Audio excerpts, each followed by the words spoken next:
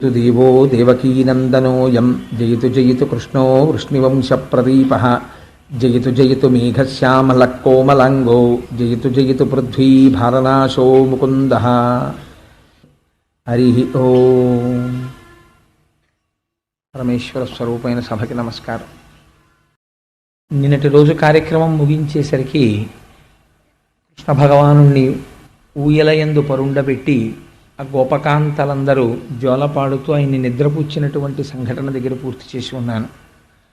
తదనంతరం మళ్ళీ ఒక్కసారి ఇటువైపుకి రండి, ఎందుకంటే ఆ కథాభాగం కొంతవరకు రెండుగా నడుస్తూ ఉంటుంది. కొంతసేపు మధురలో, కొంతసేపు నందవ్రజంలో.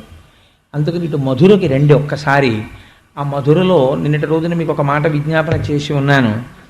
ఆ కంసుడు దేవకీ వసుదేవుల వద్దకు వెళ్ళి, నేను ఈ మారణకాండయందు నా భాగము ఎంత మాత్రమూ లేదని వేదాంతాన్ని అడ్డు పెట్టుకునేటటువంటి ప్రయత్నం చేశాడు. ఆ అడ్డు పెట్టుకోవడంలో కొన్ని గమ్మత్తైనటువంటి మాటలు మాట్లాడతాడు. ఎవరి మరణమునకు ఎవరు కర్తలు, ఎవరు చేసినటువంటి కర్మను అనుసరించి పాపపుణ్యములను అనుసరించి మరణిస్తూ ఉంటారు, లేదా వారికి శుభాశుభములు కలుగుతుంటాయి. కానీ నేను నిమిత్తం కావడం నా దురదృష్టం, నువ్వు అర్థం చేసుకోగలవు అనుకుంటున్నాను అని చెప్పి ఆ వేదాంతాన్ని అడ్డుపెట్టి ఆ దేవకీ వసుదేవులకి నమస్కరించి వారిని చెరసాల నుంచి విడుదల చేశాడు. ఇది లోకంలో ఉండేటటువంటి ఒక గమ్మత్తైన పోకడ. మీరు గమనించండి, తనకి వేదాంతం పనికిరాదు. తను ఒక కష్టం వచ్చినప్పుడు తట్టుకోవడానికి వేదాంతాన్ని వాడుకోడు. తను ఒక సుఖం వచ్చినప్పుడు ఇది ఈశ్వరానుగ్రహం అని అంగీకరించడానికి వేదాంతాన్ని ఒప్పుకోడు. తన వ్యక్తిత్వాన్ని అభివృద్ధి చేసుకోవడానికి వేదాంతాన్ని ఒప్పుకోడు. వేదాంతాన్ని దేనికి వాడతాడంటే తన తప్పు కప్పిపుచ్చుకోవడానికి వేదాంతాన్ని వాడుతుంటారు. ఇది మీకు చాలా చోట్ల కనపడుతుంటుంది ప్రపంచంలో. దీన్నే మీరు రాక్షస బుద్ధి అని పిలవలసి ఉంటుంది. అది ఎందుకు వాడతారు అలాగంటే, ఆంతరమైనటువంటి అభివృద్ధి కోసమని ఆ వేదాంతాన్ని లోపల నిలబెట్టుకోరు. అంటే వారికి తెలియదా అంటే ఏదో కొంత తెలిసి ఉంటుంది వేదాంతం, దానికి సంబంధించినటువంటి ఏ కర్మ సిద్ధాంతం ఏదో ఒకటి తెలుసుకుని ఉంటాడు. ఇవన్నీ నా చేతిలో ఉన్నాయండి, ఈశ్వరుడు నడిపిస్తున్నాడు అంటాడు. ఈ మాట అశరీరవాణి పలికినప్పుడు అన్నాడు అనుకోండి, మన చేతిలో ఏముంది బావా, ఒకవేళ నిజంగా అష్టమ గర్భానికి నేను మరణించడం ఖాయమైతే అలాగే, కానీ నా చేతిలో ఉందా జనన మరణములు అని అనుంటే కంసుడికి పరీక్షిత్తుకి తేడా లేకపోను. అప్పుడు అనడు ఈ మాట. ఎప్పుడంటాడు అంటే తన పిల్లలందరినీ చంపేశాక ఇప్పుడు వేదాంతం చెప్తాడు. అంటే ఈ ధోరణి ఎలా ఉంటుందంటే, అవతలవాడు వీరి మాటలు నమ్మి, ఓహో నిజమే కదా, పాపం వీడి తప్పే ఉందని, చాలా మంచివాడని అవతలవాడు అనుకుంటున్నాడని తాను అనుకుంటాడు తప్ప, వీడు దుర్మార్గుడని అవతలవాడు కనిపెట్టేశాడు. వీడికి వేదాంతం ఎందుకు పనికొస్తుందంటే ఇలాంటి వాటికే పనికొస్తుంది. అంటే ఇంకా దారుణం ఏమిటో తెలుసా అండి, కొంతమందికి వేదాంతం ఎందుకు పనికొస్తుందంటే హాస్యానికి పనికొస్తుంది. అది నవ్వులాడుకోవడానికి, లేకపోతే ఇతరమైనటువంటి it's a stock for joke వేసుకోవడానికి అది ఒక సబ్జెక్ట్ వేదాంతం. కానీ అది జీవితంలో ఎప్పుడైనా ప్రమాదాన్ని తీసుకొచ్చిన నాడు అప్పుడు అనిపిస్తుంది, మనం అయ్యయ్యో వేదాంతం గురించి చాలా తక్కువ చేసి మాట్లాడాం, దాన్ని మనం సరిగ్గా వాడుకుని ఉండుంటే మన జీవితం వేరొక స్థితిలో ఉండేది అని అనిపిస్తుంది. కాబట్టి కంసుడి ప్రవర్తన చూస్తే మనకి లోకంలో ఉండేటటువంటి చాలామంది యొక్క నడువడి మన కళ్ళకి కట్టినట్టుగా కనపడుతూ ఉంటుంది. కాబట్టి ఈ మాటలు చెప్పాడు. ఈ మాటలు చెప్పినటువంటి కంసుడి యందు మార్పు వచ్చింది అని మీరు అనుకుంటే, కాబట్టి ఇప్పుడు మళ్ళీ ఎవరు చెప్పారు? అంతకుముందు ఒకసారి చెప్పింది అశరీరవాణి, నమ్మలేదంటే నేను తప్పుకోగలను అని అనుకున్నాడు.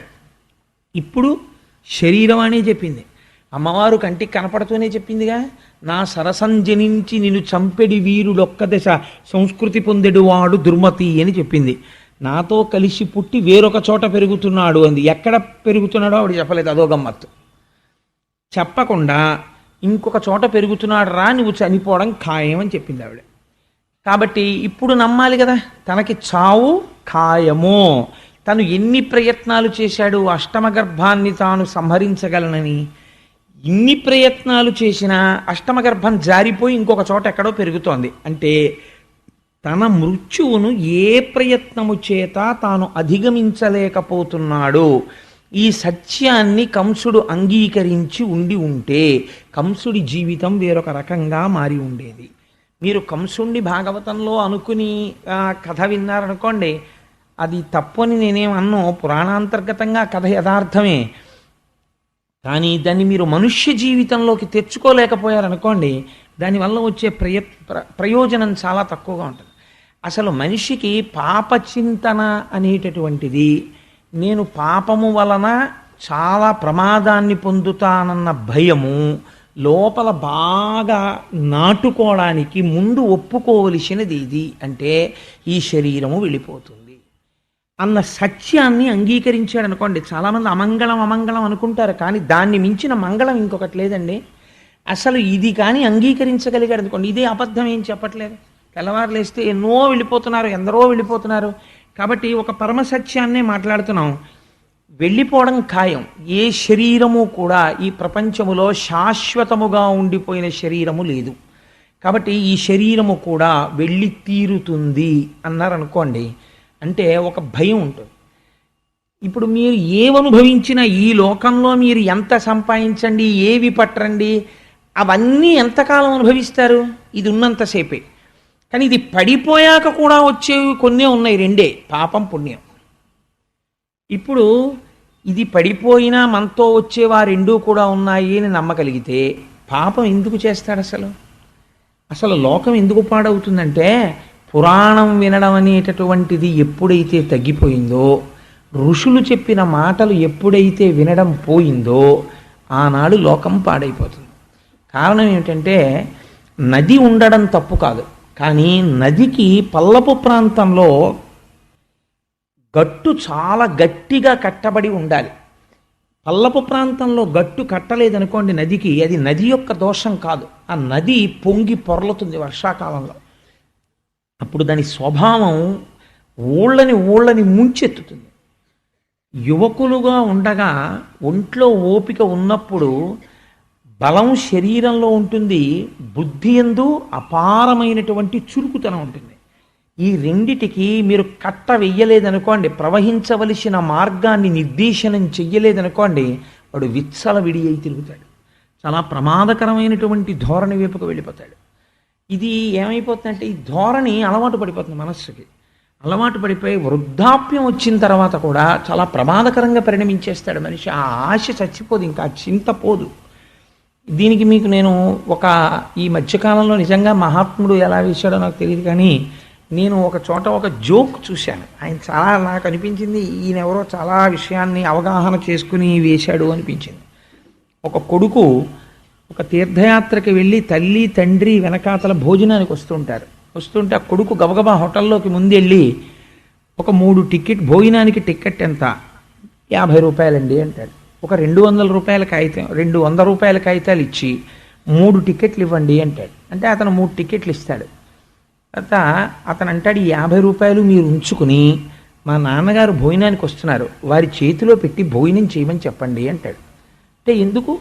అలా ఏం చెప్పక్కర్లేదు, ఆ 50 రూపాయలు మీరు తీసేసుకోండి, 50 రూపాయలే టికెట్, మీ ముగ్గురికి కొన్నారు కదా, మీ నాన్నగారి చేతిలో పెట్టి భోజనం చేయమని అడగడం ఎందుకు? అంటే మా నాన్నగారికి ఏదో ఒకటి చేతిలో పెట్టకపోతే భోజనం కూడా చేసే అలవాటు లేదు, అలా అలవాటు పడ్డాడు జీవితంలో అని చెప్పాడు కొడుకు. అంటే మీరు ఆలోచించండి, అతని జీవితం, అతని ఉద్యోగం ఎలా గడిచిందో. కాబట్టి అన్నం కూడా ఉత్తినే పెడితే తినడవు, అవతల వాడు ఏదైనా చేతిలో పెట్టి తినమంటే తింటాడు, ఆ స్థితికి వచ్చాడు. ఇప్పుడు వాడు ఉన్నట్ట ఊడిపోయినట్ట, అంటే సంస్కృతి యందు మరణించాడు, శరీరము చేత జీవించి ఉన్నాడు. ఇది కంసబుద్ధి. మీకు కంసుడు ఎక్కడో కనపడ్డండి, సిటీ బస్సులో, ఆర్టీసీ బస్సులో, రైల్వే స్టేషన్లో, ట్రైన్లో, ఆఫీసులో, ప్రతి చోట కనపడుతూనే ఉంటాడు. అలా కనపడే వాళ్ళందరూ కంసులే. ఆ మనఃప్రవృత్తిని మార్చుకోనంత కాలం వాడు కృష్ణుడు కాలేడు, కంసుడుగానే ఉండిపోతాడు. కాబట్టి అక్కడెక్కడో కంసుడు అలా చేశాడని ఆయన్ని మనం ఏం నిందించక్కర్లేదు, మనలో ఉన్నటువంటి కంసుడిని మనం పరిమార్చవలసి ఉంటుంది. కాబట్టి అక్కడ చెల్లెల్ని బావగారిని విడిచిపెట్టి మారిపోయాడు అనుకోండి, అసలు భాగవతం ఇంకొక రకంగా ఉండాలి. కానీ ఈయన వెంటనే ఏం చేశాడంటే, రాత్రి నిద్రపోయాడు, ప్రొద్దున్నే మంత్రుల్ని పిలిచాడు. సహవాసం అనేటటువంటిది జీవితాన్ని ఒక మలుపు తిప్పుతుంది. ఎందుచేతనంటే మీరు ఎటువంటి వ్యక్తులతో కలిసి ఉంటారో మీ జీవితం కూడా అటువంటి బాటలోనే నడుస్తూ ఉంటుంది. ప్రయత్నపూర్వకంగా మనిషి తనంత తానుగా తెచ్చుకోవలసిన ఆస్తి ఏమిటో తెలుసా అండి? మిగిలినవి పక్కన పెట్టండి. ఆ ద్రవ్యం ఏముందండి, ఇక్కడ రాసి ఉంటే వెంటబడి వస్తుంది, దాని గురించి పెద్ద బాధ ఏం లేదు. మీ ప్రయత్నంతో మీరు చేసుకోవలసింది ఏమిటో తెలుసా? ఎవరో ఒక మహాపురుషుడితో భగవత్ సంబంధము కలిగినటువంటి వాడితో పరిచయం ఉండాలి. మీరు వారి ఇంటికి వెడితే వారు ఆదరణతో పేరు పెట్టి రండి అని పిలిచి కాసేపు మీతో గడపగలిగినంత చనువు మీరు సంపాదించుకోగలగాలి. వారు మీ ఇంటికి రావాలి, వచ్చి కాసేపు మీతో మాట్లాడాలి. అదొక్కటి సాధిస్తే మిగిలింది వారే చేసేస్తారు. ఎందుకో తెలుసా అండి? సహవాసం చాలా గొప్పది. యువతల ఎద్దు ఎటువంటిదైనా యువతల ఎద్దు సక్రమంగా లాగితే తప్పదు, ఈ ఎద్దు కూడా నడుస్తుంది. ఆయనతో కలిసి తిరగ్గా తిరగ్గా తిరగ్గా తిరగ్గా ఆ మనిషి యొక్క ప్రభావం యువతల వాళ్ళ మీద పడిపోతుంది. పడిపోయి చాలా తేలిగ్గా మారతాడు. ఎన్ని గ్రంథాలు చదివితే వచ్చే మార్పు కన్నా, తనంత తాను కష్టపడితే వచ్చే మార్పు కన్నా, ఒక సత్పురుషుడితోటి కలిసి తిరిగినటువంటి సహవాసం చాలా తొందరగా మార్చేస్తుంది మనిషిని. పూతన, తృణావర్తుడు, లేకపోతే ధేనుకాసురుడు, గార్ధపాసురుడు, ఇలాంటి వాళ్ళందరినీ పిలుస్తాడు. రాజా రాక్షస రూపేణ వ్యాఘ్రరూపేణ మంత్రిణ సేవకా శ్వానరూపేణ యథారాజా తథా ప్రజ. రాజు దుర్మార్గుడై దౌర్భాగ్యుడై చెయ్యరాని పనులన్నీ రాజే చేస్తున్నాడు అనుకోండి, ప్రజలకు భయం ఎందుకుంటుంది? ఎవ్వడూ భయపడ్డాడు. రాజా రాక్షస రూపేణ, రాజు రాక్షసుడిగా ఉన్నాడు. వ్యాఘ్ర రూపేణ మంత్రిణ, రాజు యందు రాక్షసత్వం ఉన్నప్పుడు పక్కన సత్పురుషులు చేరరు. కాబట్టి ఎవరు చేరారు? వ్యాఘ్ర రూపేణ మంత్రిణ, పెద్ద పులులు లాంటి మంత్రులు చేరారు. సేవకా శ్వానరూపేణ, తోడేళ్లలాంటి సేవకులు చేరారు. ఆయన అలా ఉన్నాడు కాబట్టి యథారాజా తథా ప్రజ, అలాంటి ప్రజలు తయారయ్యారు. ఇప్పుడు ఆ రాజ్యం ఎలా ఉంటుందో మీరు ఆలోచించండి. అది మధురయ్యి కూర్చుంది. అంటే మధుర మధురముగా తిప్పుతూ ఇంద్రియముల యొక్క సుఖాన్ని మాత్రమే అది కోరుతుంది. కాబట్టి అటువంటి సభ నుంచి ఎటువంటి తీర్మానాలు వస్తాయి అని మీరు ఆశ్చర్యపోవక్కర్లేదు. అక్కడ మాట్లాడుకునే వాళ్ళందరూ అటువంటి వాళ్ళే చేరుతారు, అటువంటి వాళ్ళే మాట్లాడతారు. కాబట్టి అటువంటి సభల్లో ఉండే వాళ్ళ మాటలు ఎలా ఉంటాయని పోతన గారు, వ్యాసుల వారు అప్పుడే దర్శనం చేసి ఎంత గొప్పగా మాట్లాడారో చూడండి. నిజంగాను ఈ విషయాన్ని కంసుడు అందరినీ కూర్చోపెట్టి చెప్పాడు. ఎరా మీ అందరూ చూశారు, నిన్నను నేను ఆ బిడ్డని చంపబోయాను. ఆవిడ వెంటనే స్త్రీగా మారి పైకి వెళ్ళిపోయింది. వెళ్ళిపోయి నువ్వు తొందరలో మరణించబోతున్నావు, నిన్ను చంపేవాడు నాతో కలిసి పుట్టి వేరొక చోట పెరుగుతున్నాడని చెప్పింది. నాకు కొంచెం భయంగా ఉంది. అసలు చిత్రం ఏమిటంటే అనవసరమైన దాని గురించే భయం. చాలామంది అంటారు, ఒక మాట అంటుంటారు, అదేంటి ఏమిటో చచ్చిపోయాక ఏమిటోనండి, అరే పొద్దున్న ఎలా ఉంటుందో అని భయం అంటారు. నేను ఎక్సలెంట్ స్టేట్మెంట్ ఒకటి తత్వవిధానంద సరస్వతి మహారాజ్ దగ్గర విన్నాను. అంటే ఆయన కోడిఫై చేయడంలో, వాక్య నిర్మాణంగా మార్చడంలో, when you meet with death your responsibility is immediately over. మరణమును వ్యక్తి పొందగానే అయిపోయిందంతే వాడి బాధ్యత. ఎందుకంటే ఇంకా శరీరాన్ని తీయడం కూడా ఎవరూ తీయక్కలేదు. ఎవరూ తీయకపోతే కుక్క ఇడుచుకుపోయినా దానికి ఏం బాధ ఉండదు. ఎవరిది పూచి ఆ శవాన్ని తీయడం? తన పూచి కానే కాదు, ఇంకా తాను చేసేది ఏదీ లేదు, అన్నిటికీ ఫుల్ స్టాప్ పడింది. తన శరీరం కూడా తాను తీయక్కర్లేదు. ఇలా పడుకున్నావేమిట్రా, ఒంటి మీద బట్ట కూడా సరిగ్గా లేకుండా అని అడిగేవాడు ఉండొచ్చు పడుకున్నప్పుడు. చచ్చిపోయిన తర్వాత అదేమిట్రా ఆ శవం అలా ఉండొచ్చా అండి, అలా చచ్చిపోయాడు ఏంటండి ఆయన, ఎవడ అడగడం. ఆ చావు ఆయన చేసుకున్న పాప ఫలితము అలా వచ్చిందంటారు అంతే. కానీ కాబట్టి ఇప్పుడు ఆ శవానికి సంబంధించినటువంటి ఉత్తరక్రియలన్నీ ఎవరివి? ఇంకోళ్ళవి. దాని గురించి అసలు నీకు వర్రీ ఎందుకు? అసలు అనవసరపు విషయం అది. అది నీ సబ్జెక్టు కానే కాదు. దాని గురించి వర్రీ అవుతూ ఉండడం ఎంత అనవసరపు వర్రీ చూడండి అది. కాబట్టి ఇప్పుడు ఆయనకి భయం అంతా ఎక్కడంటే మరణం రాకూడదని. ఎంత భయపడినా వచ్చి తీరుతుంది కదా. కాబట్టి మీరు దాన్ని అంగీకరించగలిగారనుకోండి, సంతోషం. ఒక సత్యాన్ని అంగీకరించగలిగితే, సర్వీసులో జాయిన్ అవ్వగానే ఒక విషయం తెలుసు, నాకు 60 ఏళ్ళు వస్తే నేను రిటైర్ అయిపోతాను. నేను ఏసీ 2 టైర్ రిజర్వేషన్ చేయించుకున్నా, నేను కాకినాడలో ఎక్కాక నాకు తెలుసు నేను తిరుపతి వస్తే దిగిపోతాను ట్రైన్లోంచి అని. నేను మా తమ్ముడింటికి వెళ్ళి 4 రోజులు ఉంటే నన్ను వాడు ఎంత పువ్వుల్లో పెట్టి చూసినా మా అన్నయ్య వచ్చాడని పొంగిపోయి, నేను కూడా మర్చిపోయినటువంటి నాకు ఏవిష్టమో వాడు పట్టుకొచ్చి మా మరదలతో వండించి పెడుతుంటే నేను మనుగుడు పల్లుళ్ళ మా తమ్ముడింట్లోకి వచ్చిన హాయిగా తిన్నప్పుడు కూడా నాకు తెలుసు 4 రోజుల తర్వాత నేను వెళ్ళిపోతాను ఇక్కడి నుంచి అని. ఇవన్నీ అంగీకరిస్తావు, పరమసత్యాన్ని అంగీకరించావు, అక్కడ అజ్ఞానం వస్తుంది కదా. కాబట్టి వాడు అంగీకరించకపోవడంలో ఉంది అజ్ఞానం అంతా. అది కంసుడి ఎందే అంటే పొరపాటు. 10 మాటలు నేను ఆ విషయాన్ని సభ యందు పెట్టాను. కాబట్టి ఈ సేవకులందరూ ఏమంటున్నారు, అజ్ఞానులైన వాళ్ళందరూ ఏం మాట్లాడతారంటే ఇదిగో ఇదే మాట్లాడతారు. సంస్కారం వైపుకి నడపరు. ఋషులు మాత్రమే సంస్కారం వైపుకి నడుపుతారు, గురువు ఒక్కడే సంస్కారం వైపుకి నడుపుతాడు. కాబట్టి వాళ్ళన్నారు, ఇట్లయిన దడయనీటికి పట్టణముల మందలందు పల్లెల నెల్లన్ పుట్టిడి పెరిగిడి శిశువుల పట్టి వధించదము మమ్ము పంపు మధీష. ఓష్, ఈ మాత్రానికి భయపడిపోతారేంటండి రాజుగారు, భలేవారే. మీ ధాటికి బ్రహ్మ దగ్గరో విష్ణు దగ్గరో పరమశివుడి దగ్గరో దేవతలందరూ దాక్కున్నారు వెళ్ళి. మీ శక్తి అంటే మామూలుదా? ఏది, మీరు ఒక్క ఉత్తరం ఇవ్వండి మాకు, మేము ఏం చేస్తామో తెలుసా? పట్టణాలు, పల్లెలు, జనపదాలు, మందలు ఇవన్నీ తిరిగేసి కొత్తగా పుట్టిన పిల్లల్ని పళ్ళొస్తున్న పిల్లల వరకు చంపేస్తాం. ఇంకెక్కడ పెరుగుతున్నాడు అంటే ఇప్పుడు ఈ భయం ఇంతకుముందు ఎక్కడి వరకు వెళ్ళింది? మొట్టమొదటి భయం 8వ కొడుకుని చంపుతాను చాలు. ఆ తర్వాత ఎక్కడి వరకు వెళ్ళింది? ఎందుకైనా మంచిది 1వ వాడి నుంచి చంపేస్తాను. ఆ తర్వాత ఎక్కడికి వెళ్ళింది? ఊళ్ళో వాళ్ళందరినీ చంపేస్తాను. ఎంత ఆశ్చర్యం చూడండి. ఇవన్నీ ఎందుకు? తనొక్కడు బతికిపోవడానికి. బ్రతికాడా కంసుడు ఇన్ని చేస్తే? కాబట్టి ఒత్తికొనుచురాని జనదెత్తిన రోగముల రిపుల ఇంద్రియములను ఉత్పత్తి సమయముల చెరుపక మెత్తన కారాదు రాదు మీద జయించు. ఇదే వేదాంతం చెప్పడం అంటే.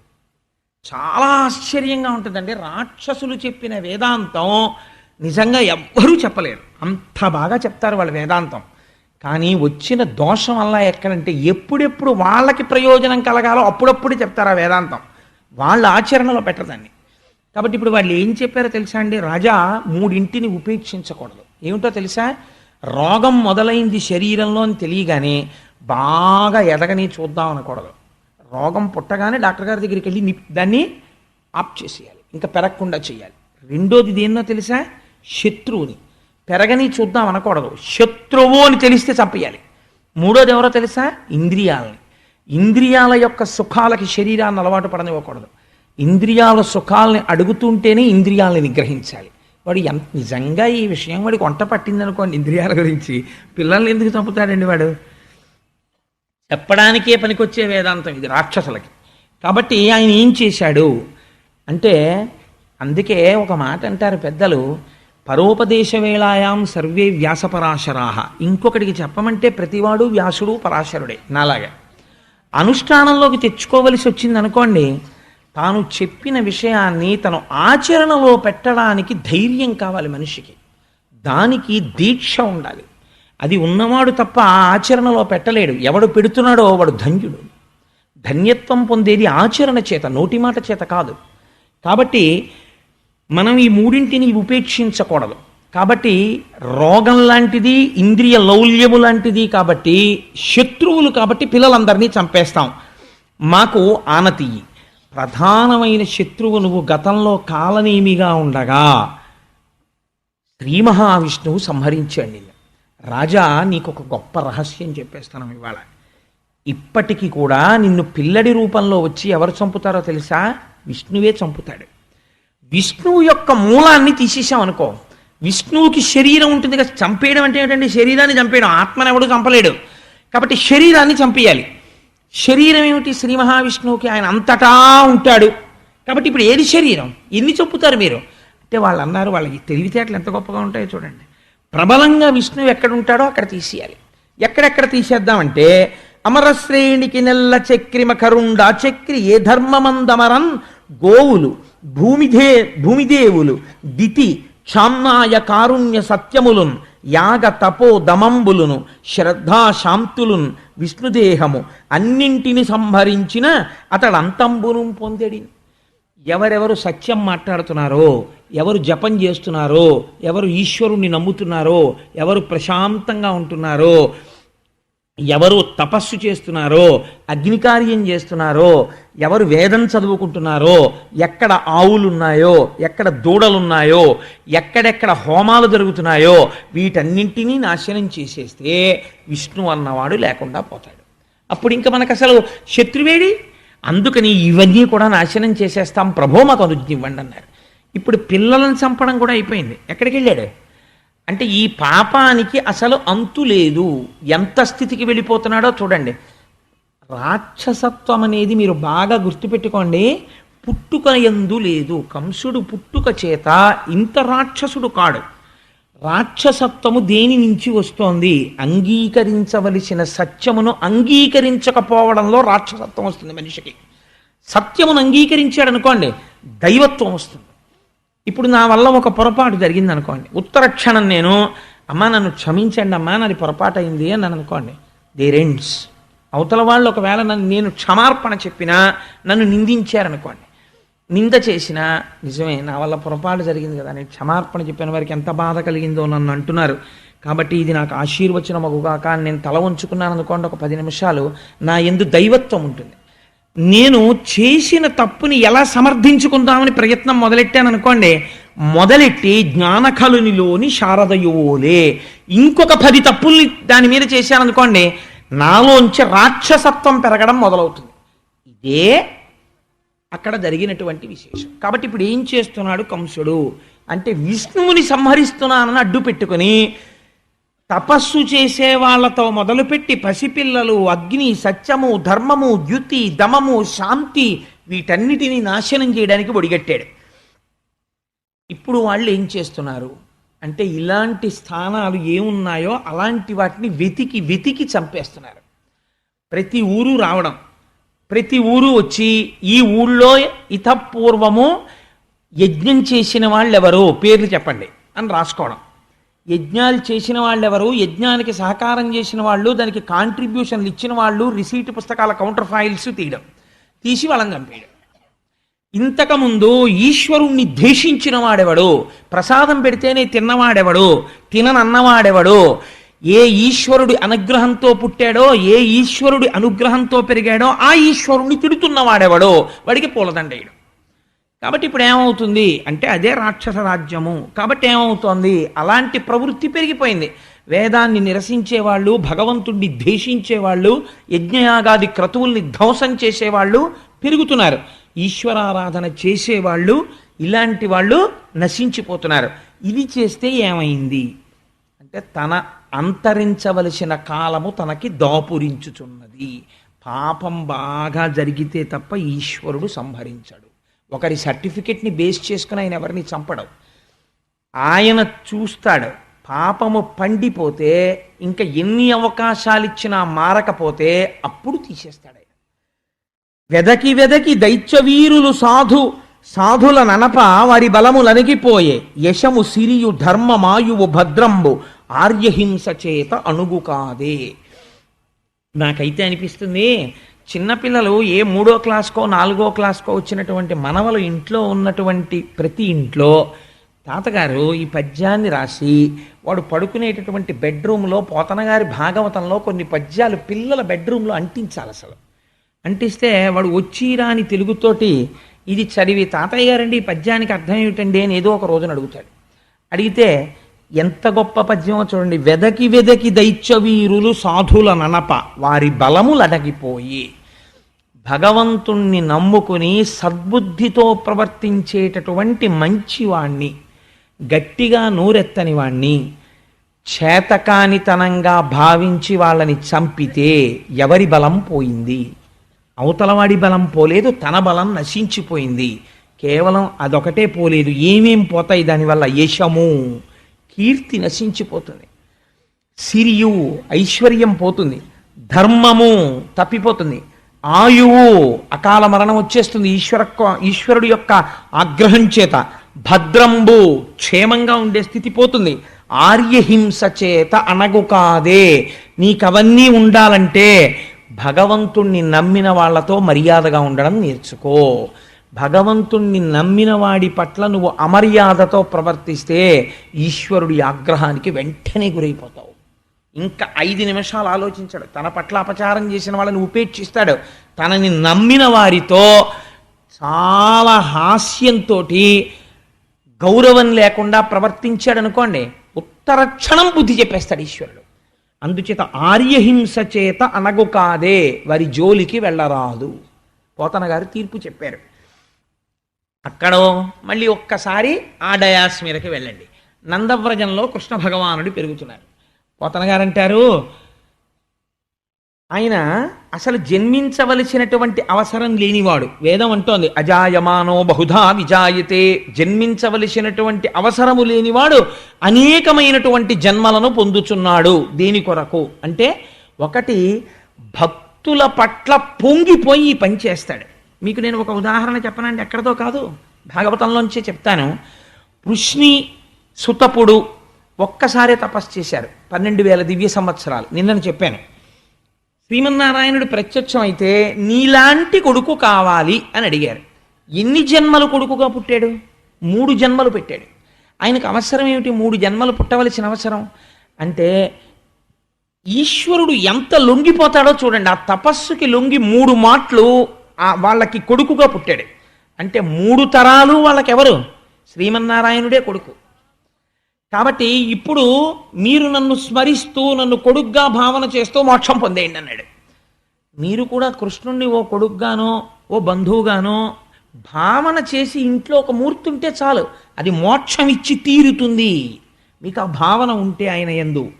కాబట్టి ఏ పాములెరుగక ఏ పారుమేటికి పశుల కాపరి ఇంట పాము కలిగి, ఏ కర్మయును లేక వెలయునొక్కటికి జాతకర్మంబులు సంభవించే, ఏ తల్లి చనుబాలు ఎన్నడెరుగని ప్రోఢ తల్లి యశోద చనుల పాలు త్రావనిరిగే, ఏ హాని వృద్ధుల నిరుగని బ్రహ్మంబు పొదివిటిలో వృద్ధి పొందనుంది, ఏ తపములనైన ఎలమి పండని పంట పల్లవీజనముల వాడ పండి, ఏ చదువులనైన ఇట్టిట్టిదన రాని అర్థము అవయవముల యందు అందముంది.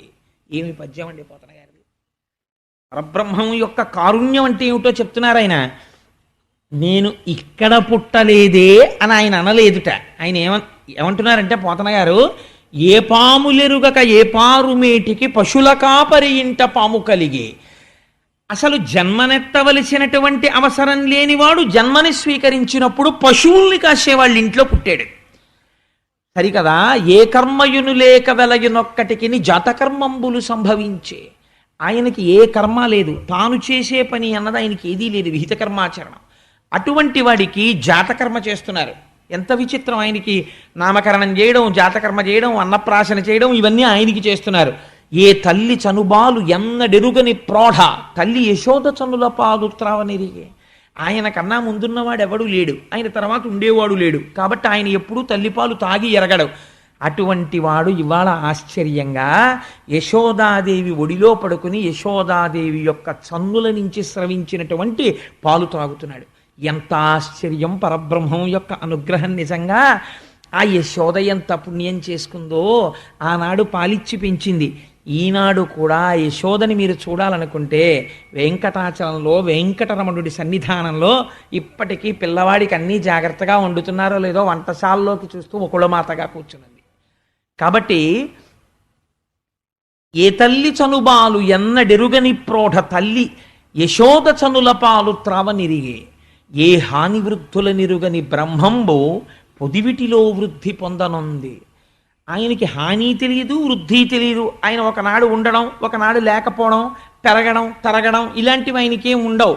అలాంటి వాడు ఆశ్చర్యంగా అమ్మ ఒళ్ళో పెరుగుతున్నాడు రోజు రోజుకి. ఎంత చిత్రమైనటువంటి విషయం! అందుకని ఏ తపములనైన ఎలమి పంటని పంట వల్లవీజనముల వాడ పండే. ఎంత తపస్సు చేసినా చూడడానికి వీలు కానటువంటి మూర్తి ఇవాళ ఏమీ చేత కానటువంటి గోపకాంతల ఇళ్లల్లో పెరిగి పెద్దవాడయ్యి ఆడుకుంటున్నాడు. మహా అయితే భగవంతుడు ప్రత్యక్షం అయితే, స్వామి నువ్వు ఇక్కడ వెలిసి ఉండు అంటే ఒక మూర్తిగా వెలసి ఉంటాడు. అంతేకాని వాళ్ళింట్లో వీళ్ళింట్లో ఆడుకుంటూ ఈ ఊళ్ళో తిరుగుతుంటాను అనడగా. కానీ నందవ్రజంలో కనపడ్డ ప్రతి ఇంట్లోకి వెళ్ళి వాళ్ళు నైవేద్యం పెట్టక్కర్లేదు, తానే అడిగి తినేశాడు. ప్రత్యక్ష కైంకర్యం. ఎంత అదృష్టం! పైగా ఏ చదువులనైనా ఇట్టిట్టిదనరా అని. ఎంత చదువుకున్నా బ్రహ్మం ఎలా ఉంటుంది చెప్పు అంటే చెప్పడం కుదరదు. ఎందుకంటే యతో వాచో నివర్తంతే అప్రాప్య మనసా సహా. మనస్సు వాక్కు ఇంకా మేము పరబ్రహ్మం గురించి చెప్పలేమని వెనక్కి ఎక్కడ తిరిగిపోయాయో అక్కడ పరబ్రహ్మం ఉంది. అటువంటి పరబ్రహ్మం గురించి ఏ చదువు చెప్పలేదో అటువంటి పరబ్రహ్మము ఇవాళ ఆ గోపకాంతల ఇంట్లో ఒక స్వరూపమై పెరిగి పెద్దవాడవుతున్నాడు. ఎంత చిత్రమయ్యా ఇది! పరమాత్మ యొక్క కారుణ్యము. ఈ పద్యం కేవలం వినడానికి కాదండి, ఈశ్వరానుగ్రహం. అంటే మీకు ఒక మాట చెప్తున్నాను. భగవంతుడి అనుగ్రహం ఎలా ఉంటుందంటే, వెనకటికి ఒకానొక సాధు పురుషుడు ఏదో తనకి కావలసినటువంటి ద్రవ్యం కోసమని అక్బర్ పాదుషా దగ్గరికి వెళ్ళాట. అక్బర్ పాదుషా దగ్గరికి వెళ్ళి ఎదురు చూస్తున్నాడు. రాజావారు పిలుస్తారు, కూర్చోండి అన్నారు. విజిటర్స్ చైర్స్లో కూర్చున్నాడు. సాధు పురుషుడు కదా, అటు ఇటు తిరుగుతుంటే ఎవరు ఏమనరు. ఆయన చాలా మతసహనం కలిగినటువంటి వాడు, అందరినీ సమానంగా చూసినవాడు. ఆయన తిరుగుతూ అక్బర్ పాదుషా ఏం చేస్తున్నాడు అని అడిగారు. అడిగితే ఈ సామ్రాజ్యము ధనకనక వస్తువాహనములతో వర్ధిల్లాలని ఈశ్వరుణ్ణి ప్రార్థన చేస్తున్నాడు అన్నారు సేవకులు.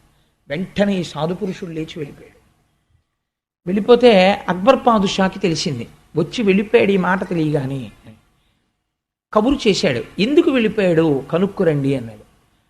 నేను సాధు పురుషుణ్ణి, నేను ఈశ్వరార్చన చేసేవాణ్ణి. నేను ద్రవ్యం కోసం అక్బర్ దగ్గరికి వెళ్ళాను. ఆ అక్బర్ కూడా ద్రవ్యం కోసం ఈశ్వరుణ్ణే ప్రార్థిస్తున్నాడు. అది నేను ప్రార్థించచ్చుగా, నేను ఎందుకు వెళ్ళినట్టు? అందుకని వెనక్కి వచ్చేసాను అన్నాడు. ఎంత చిత్రంగా ఉంటుందో చూడండి. ఏదైనా ఎక్కడి నుంచి వస్తుంది? ఈశ్వరానుగ్రహంలోంచే వస్తుంది. భగవంతుడు ఒక మాట అనుకున్నాడు. నేను తరచూ మీకు ఒక మాట చెప్తూ ఉంటాను. చంద్రశేఖర పరమాచార్య స్వామివారికి ఒక లక్షణం ఉండేది.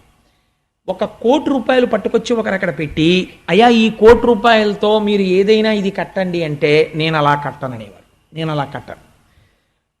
కటిక పేదవాడు కూడా తనకి తోచినది 5 పైసలు ఈ హుండీలో వేయండి, వేస్తే ఈ డబ్బంతా పట్టుకెళ్ళి గుడి కట్టి నేను అందులో అభిషేకం చేస్తాను, దర్శనం చేసుకోండి అనేవారు. ఎందుకనంటే ఆ గుడి ఎంతకాలం ఉంటుందో అంతకాలం, గుడి ఎంతకాలం ఉంటుంది, ఈ సనాతన సంప్రదాయం ఎంతకాలం ఉంటుందో అంతకాలమో గుడి ఉంటుంది. ఎంతకాలము గుడి ఉంటుందో అంతకాలము ఈ భక్తులందరికీ కూడా వరం ఇవ్వాలి. అది జగదాచార్యులంటే. ఇప్పుడు ఏమైంది? ఆ గుడిలో పావలా వంతు పడినా సరే, ఆ గుడికి ఎవరైనా వెడితే వెళ్ళి దర్శనం చేసుకుని అక్కడ జరిగిన ఆరాధనలో 6వ వంతు పుణ్యం వాళ్ళ ఖాతాలో పడుతుంది. ఇక్కడ రామాయణం జరిగితే, ఇక్కడ భాగవతం జరిగితే, ఇంత ఇరుక్కుని కూర్చుని విన్న భక్తుల యొక్క శ్రద్ధకి అయ్యప్ప స్వామి వారు పొంగిపోయి వీళ్ళందరికీ నేను ఒక శాశ్వత పుణ్య నిధిని ఇవ్వాలి. ఎలా ఇస్తాననుకున్నారు? 200 మంది 1200 రూపాయలు ఇవ్వండి, మీ పేరు మీద రాటేసి ఆచ్ఛాదన మంటపం కడతామన్నారు. ఇవాళకి నాకు మూర్తి గారు స్టేజ్ దగ్గరికి వస్తుంటే చెప్పారు, 200 దాటిపోతోందండి అంటున్నారు. అంటే ఈశ్వరుడు ఏం చేశాడు? మీ మనస్సుల్లో చొరబడి తనకి ఆచ్ఛాదన మంటపం ఒకటి ఇక్కడ కట్టించుకుంటున్నాడు. ఎందరో ఆయన భక్తులు రేపు ఆచ్ఛాదన మంటపంలో కూర్చుంటారు. వృద్ధులు కూర్చునే కుర్చీలు తెప్పించుకుంటున్నాడు. పేరు ఉంటుందా? ఎవరి పేరు ఉండదు. కానీ ఎవరెవరి పేర్లు ఇక్కడ పెట్టుకోవాలో ఆయనకి తెలుసు. కానీ 1200 రూపాయలు ఇవ్వలేకపోయాను అనుకోండి, అప్పుడు నా పేరు గుర్తుండదా, అప్పుడు నాకు ఆ పుణ్యం లేనట్ట అని మీరు అనుకోకండి. అలా ఎవరు ఇవ్వలేకపోయారో నేనంటున్నాను, నిజంగా 1200 రూపాయలు ఇవ్వలేకపోయిన వాడెవడో వాడే అయ్యప్ప స్వామికి బాగా దగ్గరైన వాడు. ఎందుకో తెలుసా అండి? స్వామి 1200 రూపాయలు ఇవ్వలేకపోయాను, ఈ మాట ఎప్పుడైనా నా స్థితి 12 లక్షలైనా సరే ఇవ్వగలిగే స్థితిని నాకు ఇయ్యని వాడు ఆర్తితో ప్రతిక్షణం అడుగుతాడు. కాబట్టి వాండే దగ్గర పెట్టుకుంటాడు పరమాత్మ. నేనంటున్నాను, ఇచ్చిన వాళ్ళకన్నా ఇవ్వని వాళ్ళు 2 మెట్లు పైకి ఎక్కి ఉన్నారు. మీరేం బెంగ పెట్టుకోకండి, నేను సత్యం చెప్తున్నాను. అంటే ఇచ్చిన వాళ్ళని నువ్వు చిన్నబుచ్చావా? నేను చిన్నబుచ్చలేదు. వాళ్ళు ఇంకా మెట్లెక్కుతూ ఇంకా పైకొచ్చి ఇంకా వృద్ధిలోకి వచ్చి వాళ్ళు ఇంకా దగ్గర అవుతారు స్వామికి. కాబట్టి అందరినీ తన హక్కున స్వామి చేర్చుకుంటున్నాడు. ఇది ఈశ్వరానుగ్రహం. కాకపోతే ఏమనుకోవాలండి? అరే వచ్చేసారన్న నవరాత్రులకి కిందటి ఏడాది పిల్లలు బాధపడ్డారు. పైన మేఘం చూస్తే బెంగెట్టుకునేవారు. ఈ ఏడాది అలా అవ్వకూడదు. ఆచ్ఛాదన మంటపం రావాలనుకున్నాడు స్వామి. అమ్మవారికి కావలసిన ఏర్పాట్లనే అయ్యవారు చేసేసుకుంటున్నాడు ముందు. ఎంత చిత్రం చూడండి. ఇది పరమాత్మ యొక్క ఏకత్వం అంటే. సరే, అందుచేత నేను ఎందుకు ఈ విషయం మీకు విజ్ఞాపన చేయవలసి వచ్చింది అంటే, ఆ భగవంతుని యొక్క స్వరూపము అయిన కారుణ్యము చూడండి. ఇటువంటి వాడై యశోద ఒళ్ళో పడుకోవడం ఏమిటి, యశోద పాలు తాగడం ఏమిటి, సమస్త బ్రహ్మాండములు నిర్వహించగలిగిన వాడి ఆచ్ఛాదన మంటపానికి మనం ఇవ్వగలిగిన వాళ్ళమా? ఏమీ చేతకాని వాళ్ళే అడిగి బుచ్చుకుని పొంగిపోతాడు. ఏమండి మీరు వస్తారా అండి, పేరు రాసుకుని ప్రసాదం పెడతామండి అని అడుగుతాడు గోపాలకృష్ణ గారి రూపంలో. ఎంతమంది వస్తే అంతమందికి నా ప్రసాదం పెట్టి ధన్యుల్ని చేసేయాలని ఆయన సంకల్పం చేసి గోపాలకృష్ణ గారి మనసులోంచి మీకు చెప్పిస్తాడు. చెప్పించి ఒక్క శివరాత్రి వీళ్లతో ఇలా చేయించాలి. ఆడవాళ్ళందరితో అద్భుతంగా కుంకం వేయించాలి. వాళ్ళకి పసుపు తాళ్ళిచ్చి జన్మ జన్మాంతరముల యందు తరగని 5వ తనం ఇవ్వాలి. మగవాళ్ళందరితో విభూతి కస్తూరి జలం పోయించి తరగని ఐశ్వర్యం, తరగనటువంటి జ్ఞానం వాళ్ళకి ఇవ్వాలి. రెండూ ఏకకాలమునందు వాళ్ళు అనుభవించగలగాలి అని అక్కడ వస్తుంది ముందు ఆలోచన. అది ప్రసరణం అవుతుంది, ఒక వాక్కు ద్వారా వస్తుంది. కాబట్టి ఇప్పుడు ఏమవుతోంది? ఆయన చేతకాక చేయించుకుంటున్నాడా, అనుగ్రహించడానికి చేయించుకుంటున్నాడా? ఇదే అనుగ్రహం అంటే. అందుకే యశోద కడుపున పుట్టి ఇది అంతులేని అనుగ్రహం. యశోద ఒళ్ళో పడుకుని యశోద పాలు తాగాడు. తాగినందుకు ఏం చేశాడు? అంత వెంకటాచలంలో తెల్లవారు లేస్తే మన అందరం వెళ్ళి ఒక్క 5 నిమిషాల స్వామిని ఇలా చూస్తే బాగుండండి అనుకుంటాం. అలాంటి వెంకటేశ్వర స్వామి వారిని వకుళమాత అక్కడ కూర్చుని, ఒరే వెంకన్న ఇల్లరా అంటే కంకణాలు కణకణలాడుతూ ఇన్ని ఆభరణాలతోటి గబగబా వెళ్ళి, ఏమ్మా పిలిచావా అంటే పిలిచాను, కాసేపు ఇలా కూర్చొని నీతో మాట్లాడాలి అంటే కూర్చుని, ఏరా ఏమిటా టెక్కు? ఆ కాకినాడ నుంచి కోటేశ్వరరావు పాపం 2 మాటలు వచ్చాడు ఇప్పటికి, ఏదో భాగవతం చెప్పుకుంటానంటున్నాడు. వాడితో చెప్పించు. అమ్మ అలాగే చెప్పిస్తానమ్మా, ఈ ఏడాది వాడితో నేను భాగవతం చెప్పిస్తాను అంటే తప్పకుండా ఒరే మర్చిపోకుస్మా అంటే, లేదమ్మా నీకు తప్పకుండా ఈ మాఘమాసంలో చెప్పించేస్తాను కదా వాడితో నేను. ఎంత అధికారం అంటే, మనందరినీ శాసించేవాడు ఏమైపోయాడు? ఇలా వెళ్ళి ఒకళ్ళ మాట దగ్గర అలాగేనమ్మా నేను చేసేస్తానమ్మా, తప్పకుండా చేసేస్తానమ్మా అంటున్నాడు. ఇంత ఏకాంత సేవ అవుతుంటే లక్ష్మి వచ్చి కాస్త కాళ్ళు పట్టేళ్ళు అంటే లక్ష్మీదేవి కాళ్ళు పట్టవలసిందే. స్వామి అసలే ఏకాంతం అరగంట రా రా అంటే వస్తున్నాను, అత్తయ్య గారి కాళ్ళు పడుతున్నాను అనవలసిందే. అది వకుళమాత యొక్క గొప్పతనం అంటే. ఎందుకింత కృతజ్ఞత, ఎందుకింత కట్టుబడిపోయాడు స్వామి అంటే, అమ్మా నీ చన్నుల పాలు తాగానమ్మా కృష్ణుడిగా, ఈ జన్మలో కూడా అంతే ఇలాగే నించుంటాను. దేనికి లొంగాడు? ఎప్పుడో పృష్ణిగా ఉండగా చేసిన తపస్సుకి. వీడు నా కొడుకు, నేను తల్లిని, నా కొడుక్కి పంచ కట్టద్దు, పండగ వచ్చింది, పిల్లలందరికీ తలంటి పోశాను, ఆయనకేమో తలస్నానానికి అన్ని ఏర్పాట్లు చేశాను, మా అబ్బాయికి కూడా తలస్నానం చేయించాలి, ఇవాళ మా అబ్బాయికేమో చక్కగా ఇంకో పట్టు పంచ కట్టాలి, ఆయనకేమో కిరీటం పెట్టాలి, ఆయన మెడలో తులసి వెయ్యాలి, అన్నీ వేసి కాసిన అటుకులు బెల్లం తీసుకొచ్చి అక్కడ పెడితే తింటాడు, తిని అమ్మ పండగమ్మ అని సంతోషపడిపోతాడు అని మీరు ఇంట్లో కృష్ణమూర్తిని పెట్టుకుని ఆయనతో మానసికంగా ఒక అనుబంధం పెట్టుకుని మీరందరూ స్నానం చేసినప్పుడు ఆయనకి కూడా స్నానం చేసినట్టు తడిగుడ్డ అట్టుకొచ్చి తుడిచేసి ఆయనకు పట్టుపంచ కట్టేసి భలే ఉన్నావు కృష్ణయ్య అని ఇలా బుగ్గలు ముద్దెట్టుకుని వెళ్ళిపోయారనుకోండి, అంతే అందిపోతుంది. ఎప్పుడో ఒకళ్ళు మాట అవుతారు మీరు, ఖచ్చితం, నాకు అనుమానం లేదు.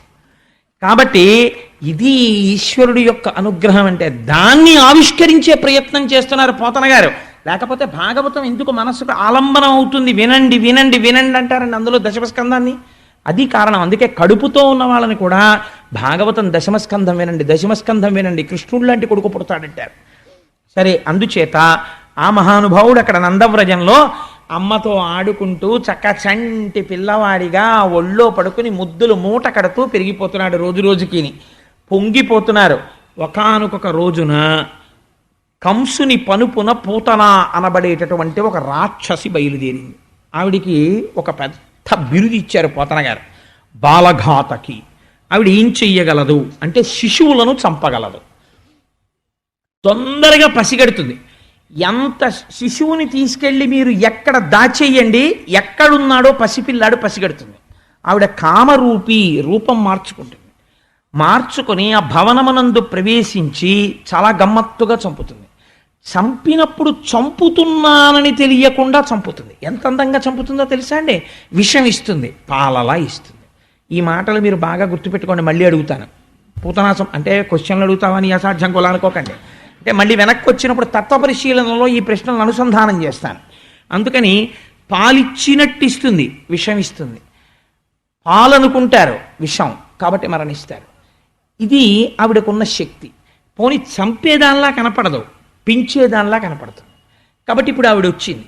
ఎంత అందంగా వచ్చిందంటే పోతన గారు అన్నారు, సిరిమమ్ముం బ్రతకంగ చూచుటకునై శృంగార వేషంబుతో నరుదేనోపు నటంచు గోపికలు జింహల్ రాక మోహించి తత్పరలై చూడ లతాంగిపోయిక నియన్ పర్యంక మధ్యంబునన్ బరు భస్మానల తేజు దుర్జనవధ ప్రారంభకున్ డింబకున్ అన్నారు. ఎంత గొప్ప పోతన గారికి పరవశం అసలు. ఇంకా ఆయన అన్నారు, సిరిమమ్ముం బ్రతకంగ చూచుటకునై శృంగార వేషంబుతో నరుదేనోపు నటంచు గోపికలు జింహల్ రాక మోహించి తత్పరలై చూడ. చక్కటి మేలి ముసుగొకటి వేసుకుంది, కామరూపి, మంచి పట్టుబట్ట కట్టుకుంది, ఒంటి నిండా బంగారు ఆభరణాలు పెట్టుకుంది. ఎంత గొప్ప మల్లెపూలు పెట్టుకుందంటేట కొప్పులో తుమ్మెదలు వెనకాల వస్తున్నాయిట. ఆ సువాసనకిని అందులో ఉన్న మధువు కోసం అని చెప్పి అడుగులో అడుగు వేసుకుంటూ కాళ్ళ గజ్జలు గల్లు గల్లుమని మోగుతుంటే వెళ్ళిపోతుంటే చిన్ని చిన్ని పల్లెటూళ్ళల్లో మీరు అలా దిగి నడుస్తున్నారనుకోండి, వాళ్ళందరూ చాలా వింతగా చూస్తారు. ఈయన ఎవరు, ఎక్కడి నుంచి వచ్చారు, ఎవరి కోసం వచ్చారని. వీళ్ళు ఏంటంటే ఎవరి కోసం వచ్చారనుకోవట్లేదుట. వీళ్ళు అనుకుంటున్నారట, ఓహో లక్ష్మీదేవి వచ్చిందిరా మన అందరినీ వృద్ధిలోకి తీసుకురావడానికి, అమ్మ బాబోయ్ ఎంత అందంగా ఉంది అనుకుంటున్నారట. తత్పరలై చూడ లతాంగిపోయి కనియన్, ఎక్కడికి వెళ్ళాలో అక్కడికి వెళ్ళిపోయింది. ఎందుకని? ఆకాశంలో వస్తున్నప్పుడే నందుని యొక్క భవనంలో ఉన్నటువంటి కృష్ణ పరమాత్మని కనిపెట్టింది. లోపలికి ఊయల దగ్గరికి వెళ్ళింది. తత్పరలై చూడ లతాంగిపోయిక నియన్ పర్యంక మధ్యంబునన్ బరు భస్మానల తేజు దుర్జనవధ ప్రారంభకున్ ఢింబకున్. నివురుగప్పిన నిప్పు ఎలా ఉంటుందో ముట్టుకుంటే కాలుస్తుంది ఆ నిప్పు, అలా ఏమీ చేత కానటువంటి పసిపిల్లాళ్ళ ఇంకా తాను ఏ అవతార ప్రయోజనాన్ని సిద్ధింపచేసుకోవడానికి కృష్ణుడిగా వచ్చాడో అలా ఇంకా రాక్షస సంహారానికి బోణీ కొట్టడానికి పడుకున్నటువంటి కృష్ణుణ్ణి చూసింది. అంటే చెప్పేశారు పోతన గారు. అదేంటి, పూతన మరణించి తీరుతుంది. అది ఆ రచనా వైశిష్ట్యం కొంతమందికే ఉంటుంది. అది అలాంటి మాటలు అందరూ వెయ్యలేరు. అది మహానుభావులైనటువంటి వారికి మాత్రమే పడతాయి.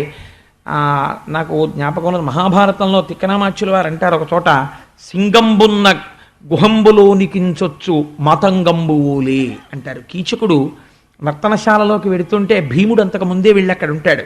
సింగంబున్న గుహాంతరంబునకుంచొచ్చు మతంగంబువులే, సింహం ఉన్న గుహ అని తెలియక ఏనుగు లోపల దూరినట్టు దూరాడు అంటే ఏమవుతాడు? చచ్చి ఊరుకుంటాడు.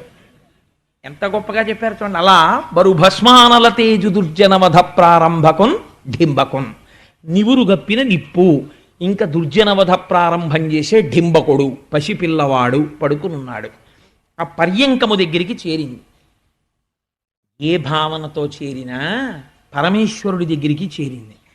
ఇంత రాక్షసికి కూడా రాశీభూతమైన ఆ సౌందర్యాన్ని చూసింది. ఆ పిల్లాన్ని చూసి ఒక మాట అంది, నేను సహజంగా రాక్షసిని, చాలా వికృతంగా ఉంటాను, కానీ నా రూపాన్ని మరుగుపరచి నేను చాలా అందమైనటువంటి ఆడదానిలా వచ్చాను. ఈవిడ వస్తూ ఉంటే ఈయనకి తెలియదండి, చరాచర ప్రపంచము యొక్క ఆంతరమునందంతటా నిండిపోయినవాడు, బాహ్యమునందు నిండిపోయినవాడు, ఈవిడెందుకు వస్తోందో ఆయనకి తెలుసు. ఆయనేం చేశాడు? ఆలోకేశ్వరుడా చరాచర విభుండా బాల గోపాలుడా బాలధ్వంసిని గొంతు గంటిడి వెసన్ బాలెంత చందంబునన్ పాలిండ్లన్ విషమూని వచ్చుట మదించింతించి లోనవ్వుచున్ కాలంగేలగ దల్పరాణి కరణిన్ కన్మోక్షి గుర్పెట్టుచున్. కాలు చెయ్యి ఇలా పొట్ట కింద పడిపోతే చెయ్యి తీసుకోవడం కూడా చేత కానటువంటి పిల్లవాడిలా ఆలోకేశ్వరుడా చరాచర విభుండా బాల గోపాలుడు, చరాచర జగత్తునంతా నిండి ఉన్నటువంటి పరమాత్మ ఏమీ తెలియని వాడిలా గుర్పెట్టుచన్ లో నవ్వుచన్, లోపల వచ్చేసావా ప్రారంభమా అని లోపల నవ్వుకుంటూ ఏం అదృష్టమో, రామావతారంలోనూ ఆడదే తాటక, కృష్ణావతారంలోనూ ఆడదే పూతన. నాకెప్పుడూ ఆడవాళ్లతోనే మొదలేమో దుష్ట సంహారం అనుకుని ఓ నవ్వు నవ్వుకుని గుర్రెపెట్టుతన్ ఓ దొంగ గుర్రోటి మొదలుపెట్టాడు. పిల్లల గుర్రు చాలా గమ్మత్తుగా ఉంటుంది. పిల్లలు పెద్దవాళ్ళు గుర్రు పెడితే చికాకు వస్తుంది. ఏమిటంటే బాబా గుర్రు అంటారు. పిల్లలు గుర్రు పెట్టారనుకోండి ఇంటిల్లిపాది వచ్చి చూస్తారు, వాడు చూడండి ఎలా గుర్రు పెడుతున్నాడో అని. అందుకని ఆయన చిన్ని గుర్రు పెట్టి నిద్రపోతున్నాడు. ఈవిడ దగ్గరికి వచ్చి చూసింది ఉయ్యాల దగ్గర. ఎంత రాక్షసైనా అందానికి వశపడిపోయింది. వశపడిపోయి తెలియకుండానే ఒక మాట అంది, నేను ఇంత అందంగా ఎందుకు వచ్చానో తెలుసా? నీ అందం తీసేయడానికి వచ్చాను. ఇంత అందగాడివి నా పాలు తాగితే ఏమైపోతావో తెలుసా? ఎందుకు పనికి రాకుండా అయిపోతావు.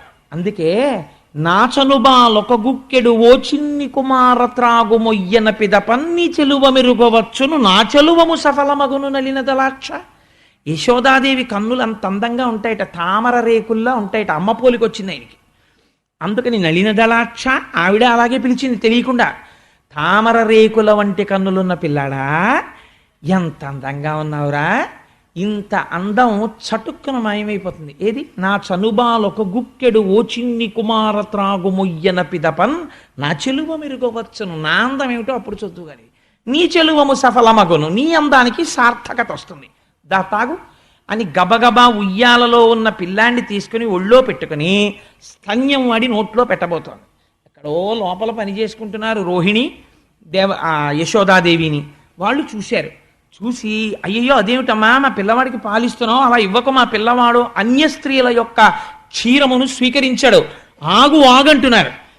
ఆవిడ స్తన్యమంతా విషమే కాబట్టి ఒక్కసారి ఆ విషాన్ని పిల్లవాడి నోట్లో పెడితే చాలు అనుకుంది. అని గబగబా పిల్లవాడిని తీసి ఒళ్ళో పెట్టుకుని వాడి ముఖం ఇలా ఇలా తిప్పి ఎలా అయినా సరే ఆ స్తన్యం నోట్లో పెట్టే ప్రయత్నం చేస్తాను. ఈయన ఎంత తెలివితేటలైన ప్రయత్నం చేశాడంటే, పోతన గారు లైవ్ టెలికాస్ట్ ఇచ్చారండి. జీవితంలో ఒక్కసారి ఇక్కడ అలా దర్శనం అయితే చాలు పాపాలు విరిగిపోతాయని. మేల్కొన్న చెరుగున మెల్లన కను విరిచి క్రీగంట చూచుచు గిదిసి నీల్గి ఆవులించుచు చేతుల అకసంబున జాజి ఎదుగిలియో కన్న యోజనూది బిగుచన్ను కవకేళ కబళించి పీడించి గొక్కకు గుటుకు మనుచు ఒక రెండు గ్రుక్కలను విధ ప్రాణముల సైతము మేనిలో సత్వమెల్లా త్రావె నదియును గుండెలు తల్లడిల్ల ఇతర బాలుర క్రియవాడవివు కాదు చన్ను విడువుము చాలు ననుచు. లైవ్ టెలికాస్ట్ ఇచ్చారు శబ్దంతో క్యాన్వాస్ గీసి మహానుభావుడు. మేల్కొన్న తెరగున మెల్లన కనువిచ్చి క్రీగంట చూచుచు గిదిసి నీల్గి ఆవులించుచు. బాగా నిద్రపోతున్న పిల్లాన్ని ఏదో ఆ పిల్లాడి పుట్టినప్పటి నుంచి ఎప్పుడొచ్చి అన్నయ్య నీ కొడుకుని చూస్తానరా, ఎప్పుడొచ్చి నీ అన్నయ్య నీ కొడుకుని చూస్తానరా అని చెప్పి ఆర్తితో ఉన్న మేనత్త ఆ పిల్లాడు పుట్టినటువంటి ఓ నెల 15 రోజులకో ఎప్పుడు అమెరికా నుంచి వచ్చిందనుకోండి, పిల్లాడు గాఢ నిద్రలో ఉన్నా సరే ఉయ్యాల నుంచి లేపేసి అత్తయ్య ఒళ్ళో పడుకోబెట్టి ఇదేంటి ఎవరే నాన్న నీకోసం వచ్చాను రా, అంత దూరం నుంచి ఏది ఇలా చూడు అని ఇలా బుగ్గలు అన్నారనుకోండి, వాడు ఇంకా లేచి లేవనట్టుగా ఒక్కసారి ఇలా కళ్ళు విప్పి ఇలా మూసేసి ఓ పెద్ద ఆవలించి ఆ చేతులు ఆకాశంలోకి ఎత్తి ఓసారి ఇలా ఒళ్ళు కుదిపి మళ్ళీ పడుకున్నట్టే మేల్కొన్న తెరగున మెల్లన కనువిచ్చి క్రీగంట చూచుచు గిదిసి నీల్గి ఆవులించుచు చేతులు ఆకాశంబున జాచి ఒదిగిలి ఆ కొన్న యోజనూది. ఏమీ తెలియని వాళ్ళ ఆవలించాడు, ఇలా చూశాడు, మళ్ళీ నిద్ర వచ్చేసిన వాళ్ళ ఇలా కళ్ళు మూసేశాడు, ఇలా పడుకున్నాడు, మళ్ళీ కళ్ళు విప్పాడు. అబ్బా తాగక తప్పదా అన్నట్టుగా చూసి ఏంటమ్మా ఈ పాలు తాగడం నిద్రలో అని విసుక్కుని అయినా తాగడం అలవాటైపోయిన వాళ్ళ అమ్మ స్తన్యం తాగినట్టే ఆ స్తన్యాన్ని తన బుజ్జి వేళ్లతో ఇలా పట్టుకుని గుటుకు మనుచు గుటుక్కమని వినపడిందిట. పిల్లలు చాలా గమ్మత్తుగా ఉంటుంది. వాళ్ళకి తెలిసి తెలియక మంచి గాఢ నిద్దట్లో తాగుతుంటే అని గుటక వినపడుతుంది. అలా ఆ గుటుకు మనుచు పోతన గారు ఎక్కడ వరకు విన్నారో చూడండి. కృష్ణుడి కంఠంలోకి దిగుతున్న పూతన పాలని విన్నారు ఆయన.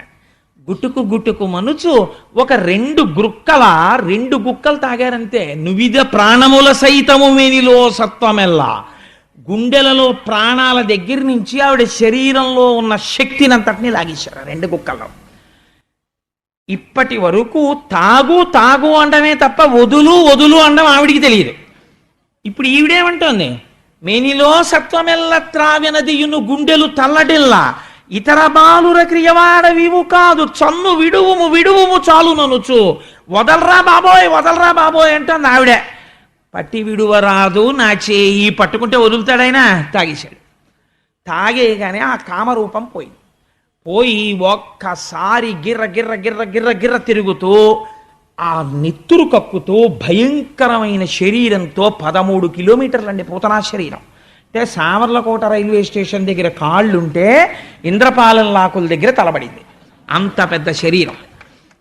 దారుణ లాంగూల దంతదండంబులు నగగహ్వరము బోలు నాశికయును గండశైలాకృతి కలకు చెయుగములు అని గండశైలాకృతి కలకు చెయుగమును ఆ జాగుకట్టల పోరు చెరకోరు హస్తంబు అంకిన చెరువుతో నెనయు కడుపు చీకటి నూతుల జనయునేత్రంబులు పెనుదిబ్బపోలుడు పెద్ద శిరము గదిసి షట్క్రోశ దీర్ఘమై కదిసి చూడ.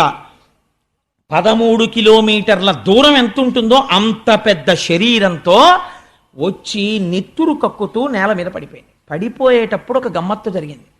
స్తన్యపానం చేస్తున్నటువంటి కృష్ణుడు ఆవిడ గుండెల మీద ఉన్నాడు. ఆ గుండెల మీద ఉన్న కృష్ణుడిని అలాగే చేతులతో పట్టుకుని గిరగిరగిరగిర తిరిగి పడిపోయింది. పడిపోతే పోతన గారు అంటారు, దారుణలాంగుల దంతదండంబులు నగగహ్వరము బోలు నాశికయును. దంతదండంబులు అంటే ఆ కోరలు ఎలా ఉన్నాయంటేట నాగేటి చాళ్ళు ఉంటాయి. ఆ నాగలికి భూమిలో పెట్టి దున్నేటప్పుడు ఇలా ఏటవాలుగా ఉంటుంది ఆ నాగేటి చాలు. అది ఎలా ఉందో అలా ఉన్నాయిట ఆ కోరలు. దారుణ లాంగల దంతదండంబులు నగగహ్వరము బోలు నాశికయును. పెద్ద కొండ గుహల్లాంటి ముక్కులు. గండశైలాకృతి గలకు చెయ్యుగమును విరిషితూలెడు పల్ల వెంట్రుకలును. పెద్ద పెద్ద పర్వత శిఖరాలు ఎలా ఉంటాయో అటువంటి స్తన్యములు. ముళ్ళ పొదలు ఎలా ఉంటాయో అలాంటి వెంట్రుకలు. చీకటి నూతుల జనయునేత్రంబులు. ఆ చచ్చిపోవడంలో ప్రాణాలు శక్తి లాగేశారేమో కళ్ళు వెనక్కెళ్ళిపోయాయి. వెనక్కెళ్ళిపోవడంలో ఇలా చీకటి నూతులు అని ఉంటాయి. ఒక్క పెద్దాపురంలోనే చూశాను నేను వాటిని, నా అదృష్టం కొద్దీ. అది తాడు బకెట్ ఎప్పటికెడుతుందో మనకి తెలియదు. అలా తాడు వదిలేస్తే అది వెళ్ళిపోతుంది. వెళ్ళిపోయిన తర్వాత బహుశా వెళ్ళింది అని మనం ఊహించాలి. ఊహిస్తే అప్పుడు దాన్ని ఆ బకెట్ ఇలా ఇలా ఇలా ఇలా కలిపితే నీళ్ళు ఎక్కుతాయి. నేను నా పెళ్ళైన కొత్తల్లో పెద్దాపురంలో ఉండే రోజుల్లో పంపు రాకపోతే స్నానం చెయ్యాలి కదా అని నా భార్య నేనెక్కడ తోడుతానండి మీరు తోడండి అనేది. 3 బకెట్లు తోడేటప్పటికి గోడలు జారిపోయేవి. అప్పుడు ఇంకా నేను దీనికి ఏది శరణ్యమో అని ఆలోచించి, ఆల్రైట్ నువ్వేం చెయ్యొద్దు కానీ పోను నువ్వు తోడద్దు, నువ్వు దగ్గర నించో, నేను గానుగద్దులా నా కర్మపాశాలు నేను మోసుకున్నట్టు ఈ తాడట్టుకు పోతాను. అలాగా బకెట్ దగ్గరికి వచ్చేసాక ఓయ్ అనో కేకై ఆగుతాను. ఈ నీళ్లు నువ్వు పోసేసి మళ్ళీ అను వెనక్కి వస్తాను, మళ్ళీ బకెట్ లోపలికి పోతుంది.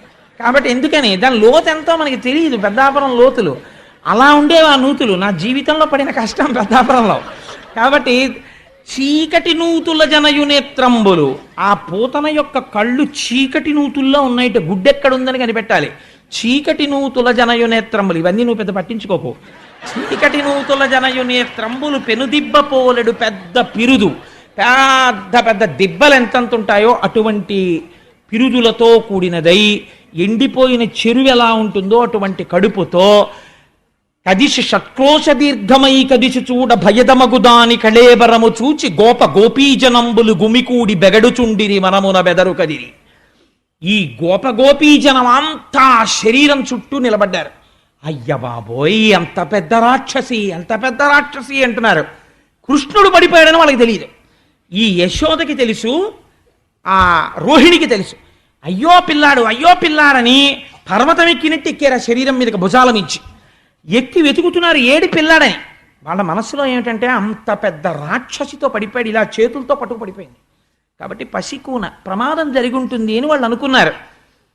ఈయనేం చేశాడు, వీళ్ళు ఎక్కేటప్పటికి ఏమీ తెలియని వాళ్ళ ఉంటాడు.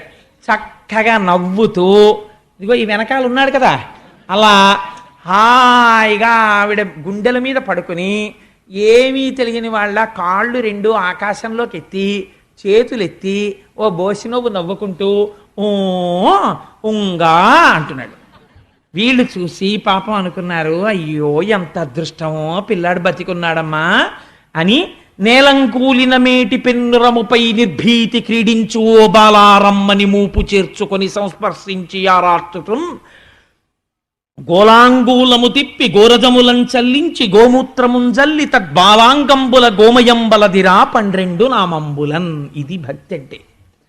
వాళ్ళ పిల్లాడిని ఎత్తుకుని భుజం మీద పడుకోబెట్టుకుని ఎంత అదృష్టమమ్మా పిల్లాడు బతికాడు అనుకుని కిందకి దిగి, అయ్య బాబోయ్, కానీ ఇంత పెద్ద శరీరంతో ఈ రాక్షసి తిరుగుతూ కింద పడిపోతే పిల్లాడు భయపడ్డాడేమో, ఆయనకా భయం. భయకృద్భయనాశనః అని పేరు ఆయనకి. వీళ్ళు అనుకుంటున్నారు ఎంత పిచ్చి వాళ్ళో చూడండి. ఇది పరమభక్తి అంటే. తెలియాలా కృష్ణుడని? తెలియక్కర్లా. తెలియకపోయినా వస్తువుని ప్రేమించారు, గట్టెక్కిపోయారంతే. కాబట్టి ఇప్పుడు ఈ పిల్లాడికి రక్ష పెట్టాలనుకున్నారు. అనుకుని గబగబా ఒక ఆవు దగ్గరికి తీసుకెళ్లారు. భాగవతం చెప్పుకుంటూ గోపూజ చేసి గోవుకి ప్రదక్షిణం చెయ్యకపోతే నిష్కృతి ఉంటుందండి. ఆ ఆవులతోనే కృష్ణయ్యకి అనుబంధం. రేపు మహాశివరాత్రి నాడు పొద్దున్న 3 గోవులు దూడలతో అలా నించున్నాయి అనుకోండి, మనందరం వాటికి పూజ చేస్తున్నాం అనుకోండి, మీకు ఒక పరమసత్యం చెప్పనా?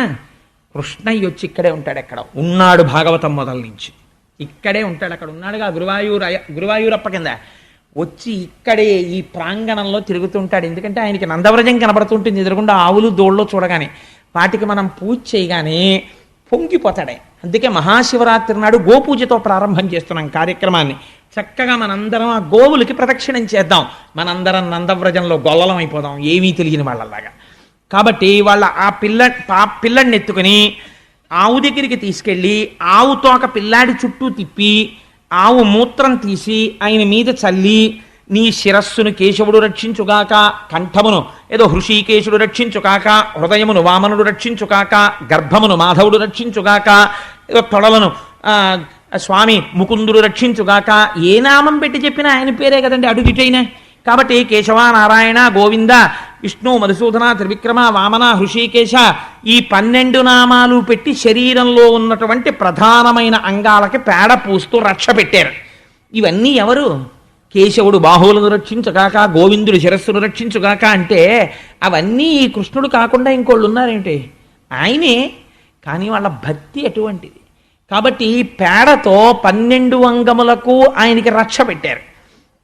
ఆయన మనసులో నవ్వుకుంటున్నట్ట, ఏమి భక్తిరా వీళ్ళది అని. ఇంతలో ఒక చిత్రమైనటువంటి గమ్మత్తు ఒకటి జరిగింది. ఈ నందవ్రజం నుంచి ఈ పూతన రావడానికి పూర్వము బయలుదేరి వసుదేవుడు మధుర వెళ్ళాడు. దేనికి అంటే కంసరాజుకి ఈయన సామంతుడు కాబట్టి కప్పం కట్టాలి ప్రతి ఏడాది. ఆ కప్పం కట్టడం కోసమని ధనాన్ని తీసుకుని వెళ్ళి కంసుడికి కప్పం కట్టేసి మధురలోనే ఉన్నాడు కదా అని వసుదేవుడిని చూడ్డానికి వెళ్ళాడు. వెళ్ళి ఆ వసుదేవుడి దగ్గరికి వెళితే వసుదేవుడు అన్నాడు, ఇది మిత్రత్వం అంటే ఎంత ప్రేమ ఉంటుందో చూడండి.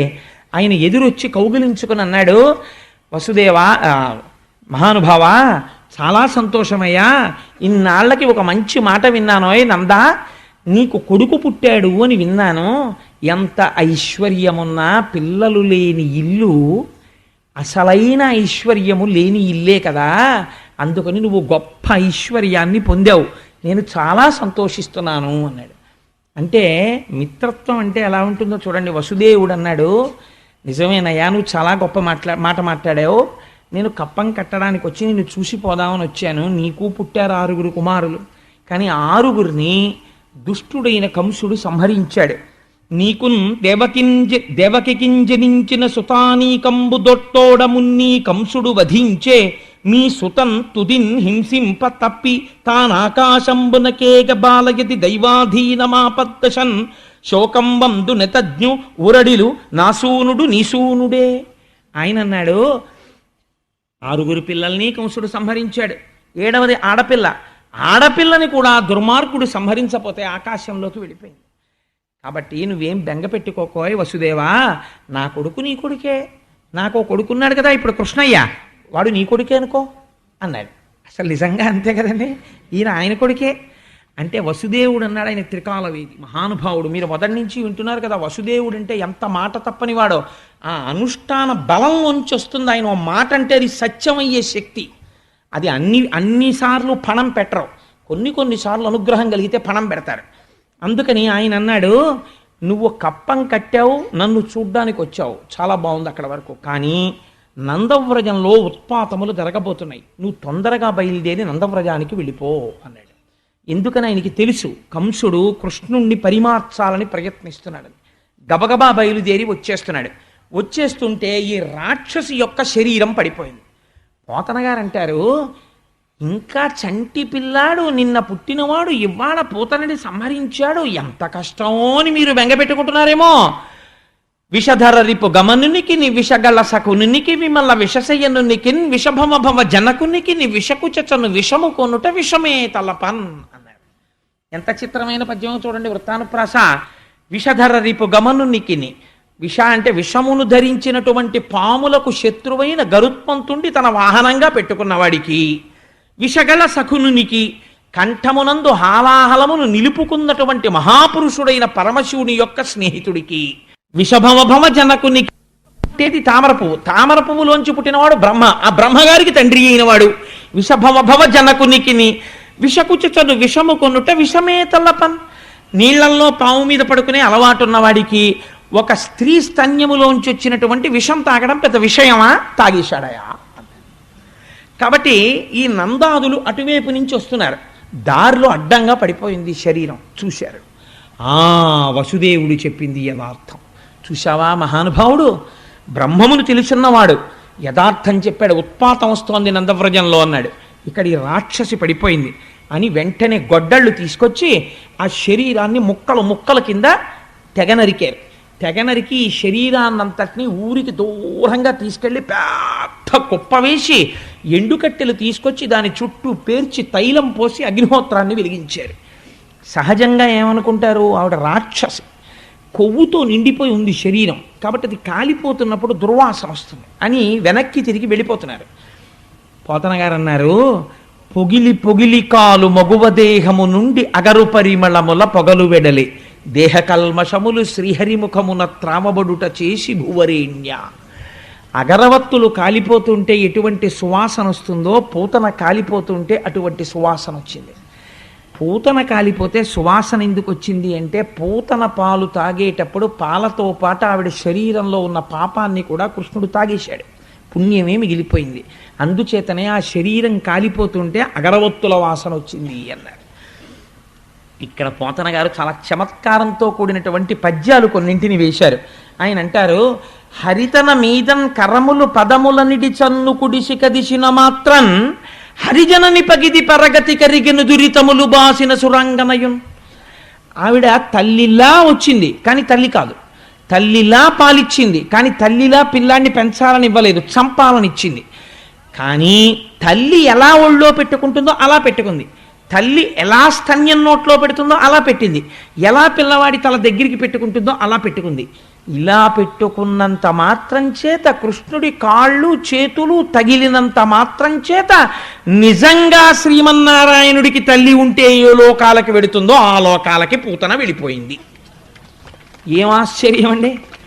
వెన్నునికొక పరివిషమగు చన్నిచ్చిన బాలహంత్రి చనినట దివికిన్ హరిగని చన్నులు కుడిపెడు తరుణుల ప్రాపించు పదము తలపన్ వశమే.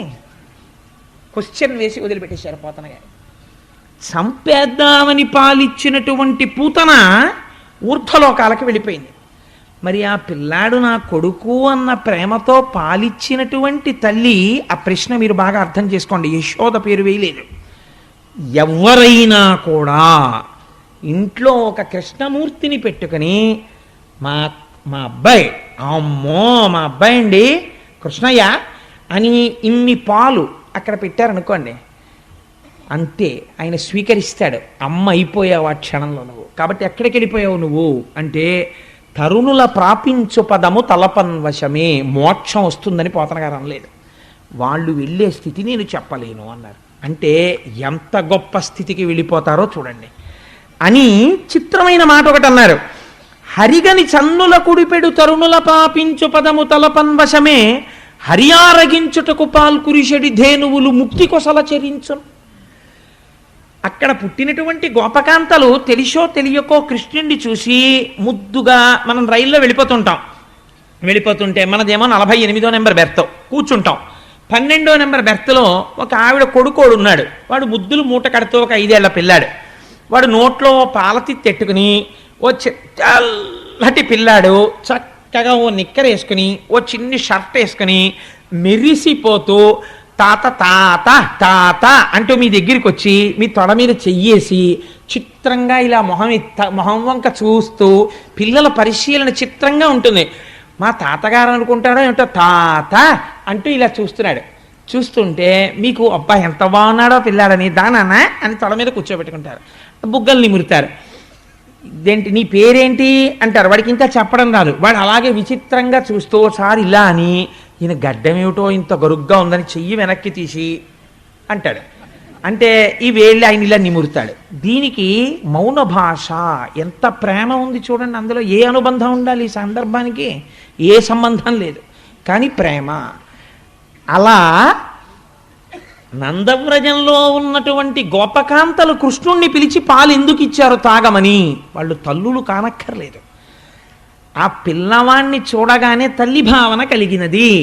చిన్ని కృష్ణయ్య బొమ్మ ఇంట్లో ఉందనుకోండి, మాతృత్వం పొంగి పొరలిందనుకోండి, మా చిన్ని కిట్టయ్య పూజ చెయ్యక్కర్లేదండి, మా కిట్టయ్య మా అబ్బాయి అదిగో ఎలా నించున్నాడో చూసారా, అలాగే నించుంటాడు హాయిగాను.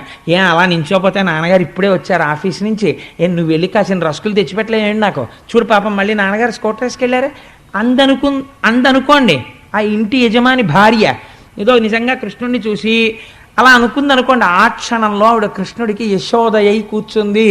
ఆయనకి వినపడుతుంది, ఉత్తర జన్మలలో ఎక్కడో ఒకుళమాతగా నిలబడుతుంది ఆవిడ. ఇది పోతన గారు సిద్ధాంతీకరిస్తున్నారు. అందుకే భాగవతం దశమస్కంధం మనస్సుకు ఆలంబనం ఇస్తుంది కృష్ణుడు అనడానికి కారణం. అందుకు చేశాడు ఆయన లీల, చేతకాని వాడై చేయలేదు.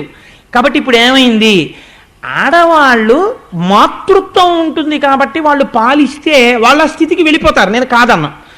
హరిగని చన్నులు కుడిపెడు తరుణుల ప్రాపించు పదము తలపన్వశమే హరియారగించుటకు పాల్కురిషడి ధేనువులు.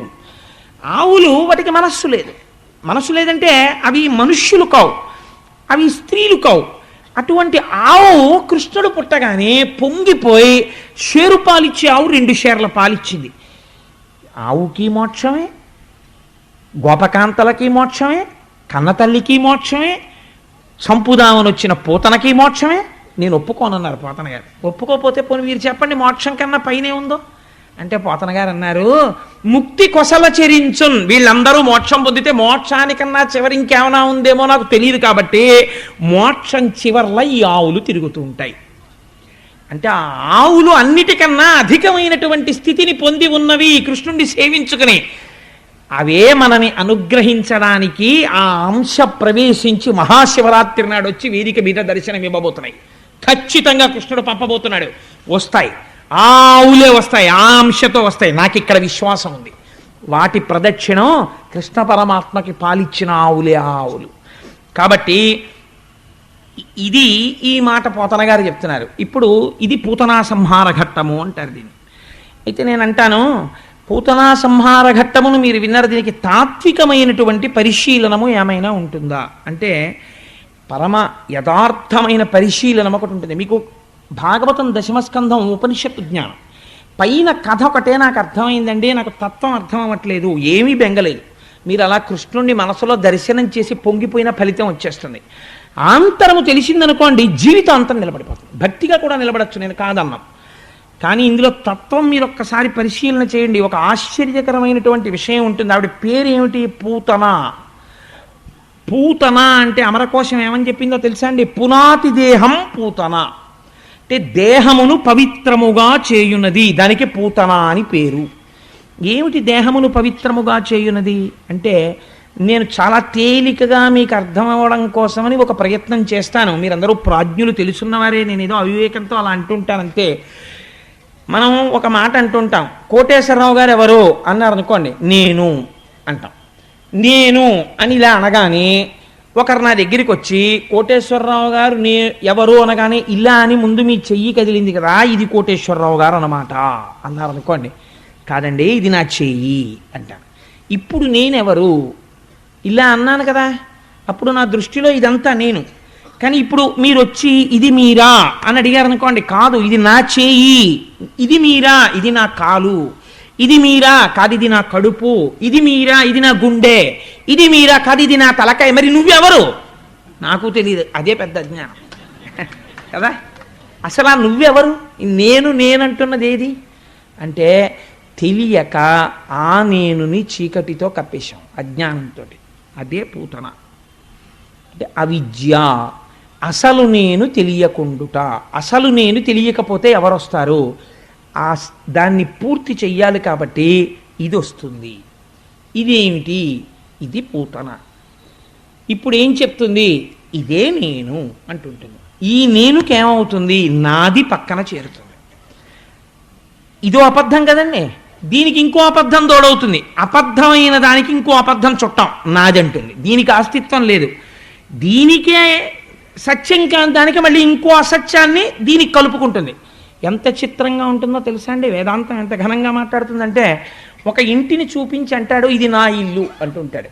ఇది నా ఇల్లు అన్నప్పుడు ఆ ఇల్లు స్పందించి అవునండి ఆయనే కట్టుకున్నారు అని ఎప్పుడైనా అండం మీరు విన్నారా? ఎప్పుడు అంద ఇల్లు. వీడో 10 ఏళ్ళు ఆ ఇల్లు అనుభవించి ఎవరికో అమ్మేశాడు. అమ్మేసిన తర్వాత ఇంకొక ఆయన వచ్చి ఇది నా ఇల్లు అన్నాడు. ఇప్పుడు కూడా ఆ ఇల్లు నిన్నటి నుంచే నేను ఈ ఇల్లు అందం. అలాగే ఉంటుంది. ఎంతమంది ఆ ఇంటిని ఇది నా ఇల్లు అన్న ఆ ఇల్లు అలాగే ఉంటుంది. నా ఇల్లు అన్నవాడు మారిపోతున్నాడు. నా అన్నప్పుడల్లా ఓ పాశం వేసుకుంటున్నావు. నా స్కూటరు ఓ పాశం, మా అబ్బాయి ఓ పాశం, మా ఆవిడ ఇంకో పాశం, మా అమ్మాయి ఇంకో పాశం, మా అల్లుడు ఇంకో పాశం. ఎన్ని వేసుకుంటే అంత పెద్ద పశువు అవుతున్నాడు. పశువుకి ఏముంటుంది? అజ్ఞానం ఉంటుంది, అవిద్య ఉంటుంది.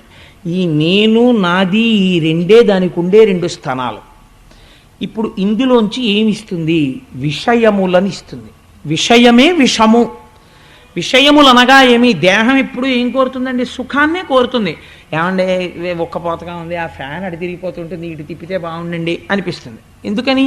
ఇది సుఖంగా ఉంటుంది. అంటే నేను నిజంగా ఇప్పుడు చెప్పానని కాదు, ఉదాహరణకి చెప్పానంటే.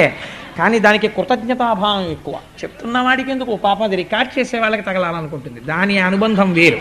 అందుకని అది ఎప్పుడూ అటే సేవిస్తూ ఉంటుంది, నన్ను సేవించదు. అది వేరే విషయం అనుకోండి. అందుచేత శరీరము సుఖమును వాంఛిస్తుంది. ఈ సుఖం కోసం మరుగుతుంది. నాకు ఇలా ఉండాలి, ఇలా ఉండాలి, ఇలా ఉండాలి అంటుంటుంది. కానీ అది చాలా తీయగా ఉంటుంది.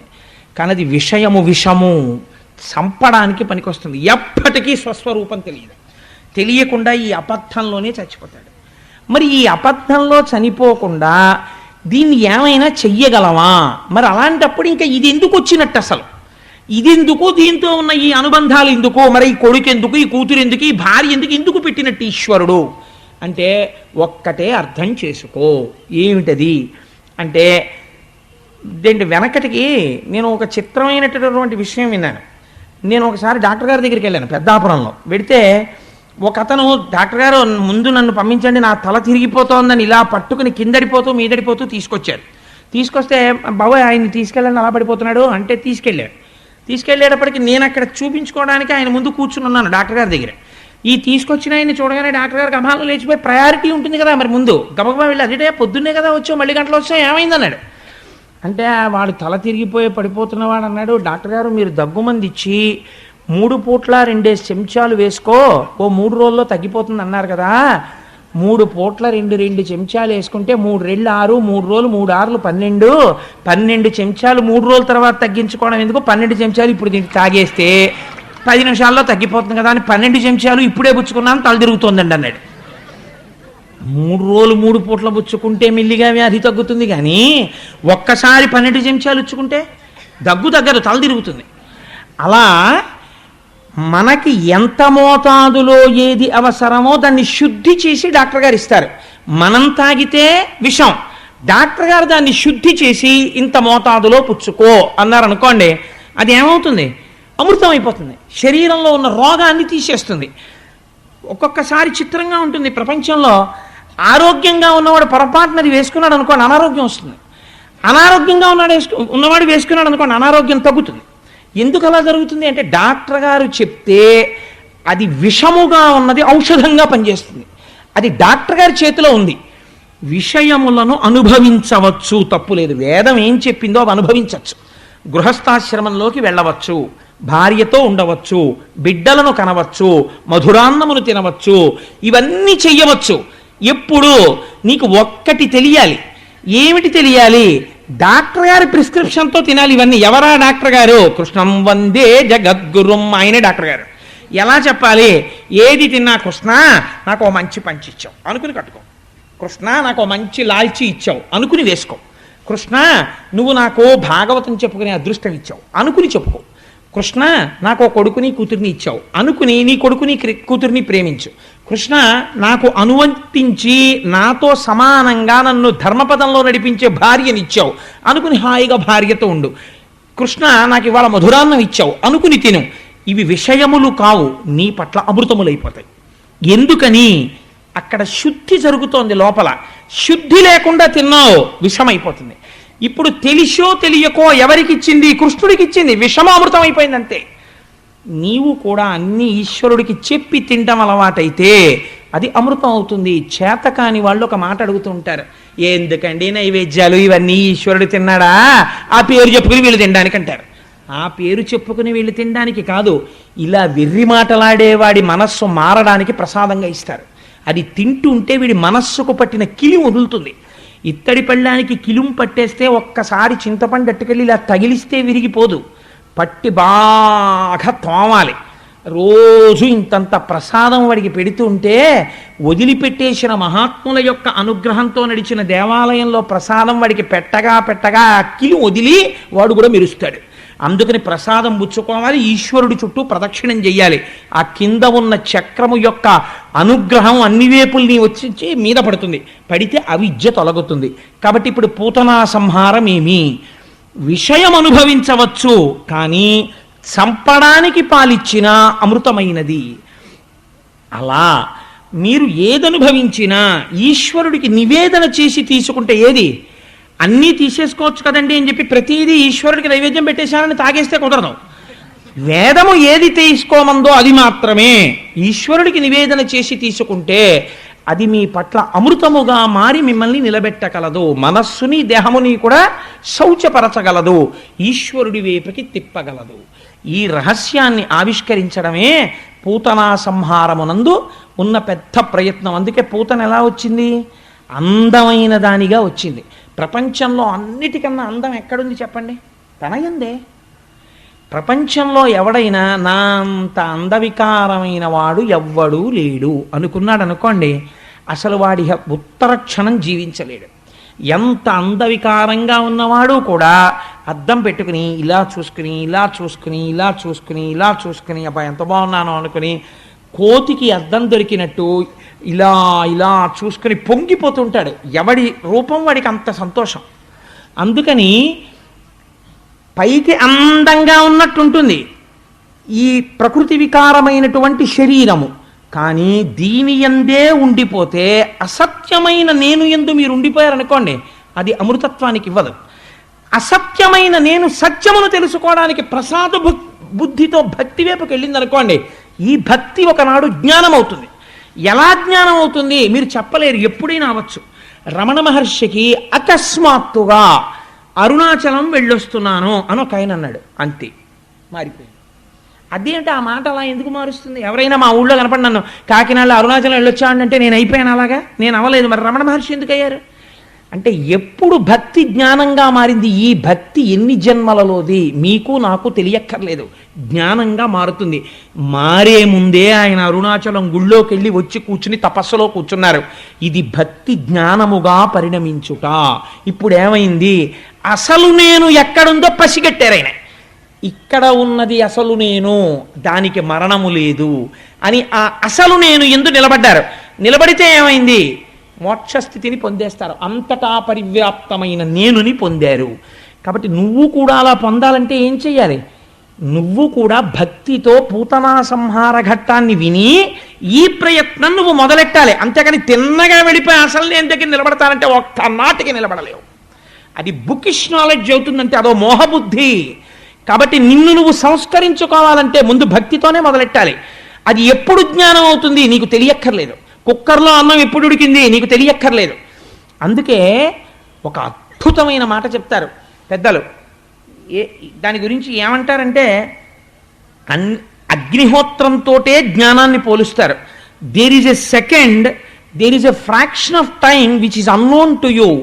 కుక్కర్లో ఉన్న అన్నంగా మీరు పోసినటువంటి బియ్యపు గింజలన్నీ కూడా మెతుకులయ్యాయి.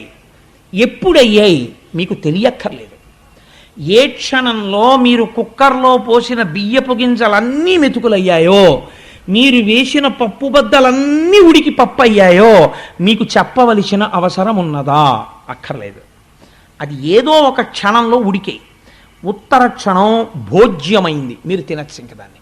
అంతేకాని కుక్కర్ కూసేశాక కూడా తీసి ఏమోనండి అడుగున ఉడికిందో లేదో అని గరిటెట్టి పళ్ళెల్లో వేసేసి ప్రతి మెతుకు ఉడికిందో లేదో అని ఎంత అనుమానం ఉన్నవాడు అలా వెతుక్కోడు. ఎందుకని? నమ్మకం అంతే. ఒకసారి అగ్నిహోత్రం మీద పెడితే ఆ అన్నం బియ్యము అన్నమైపోతాయి. ఎప్పుడైపోయాయి నీకు తెలియదు, తెలియక్కర్లేదు. నువ్వు భక్తిని ఒకదాన్నే ముందు పట్టుకుంటావు, అది ఎప్పుడు జ్ఞానం అవుతుంది నీకు తెలియక్కర్లేదు, తెలియదు కూడా. ఈశ్వరానుగ్రహం ఒక రోజున కలుగుతుంది, అసలు నేను నీకు తెలిసిపోతుంది. ఆ తెలిసిపోవడానికి భక్తి నుంచే వెళ్ళాలి. అదే పూతనా సంహార ఘట్టం. అందుకే మొదటి లీల పూతనా సంహారంతో మొదలవుతుంది. ఇప్పుడు ఇది దేన్ని పవిత్రం చేసింది? దేహాన్ని పవిత్రం చేసింది. ఇది అపవిత్రమైనది పవిత్రమైంది. ఇది పవిత్రం అవగానే లోపల ఉన్న వస్తువుని తెలుసుకోవడానికి ఇది ఉపకరణముగా మారిపోతుంది. మారిపోయి అసలు నేనుని పసిగట్టగలిగిన స్థితికి తీసుకెడుతుంది. ఈ ఘట్టాన్ని పరమోత్కృష్టమై పరమపావనమైనటువంటి ఘట్టంగా పెద్దలు ఆవిష్కరిస్తారు.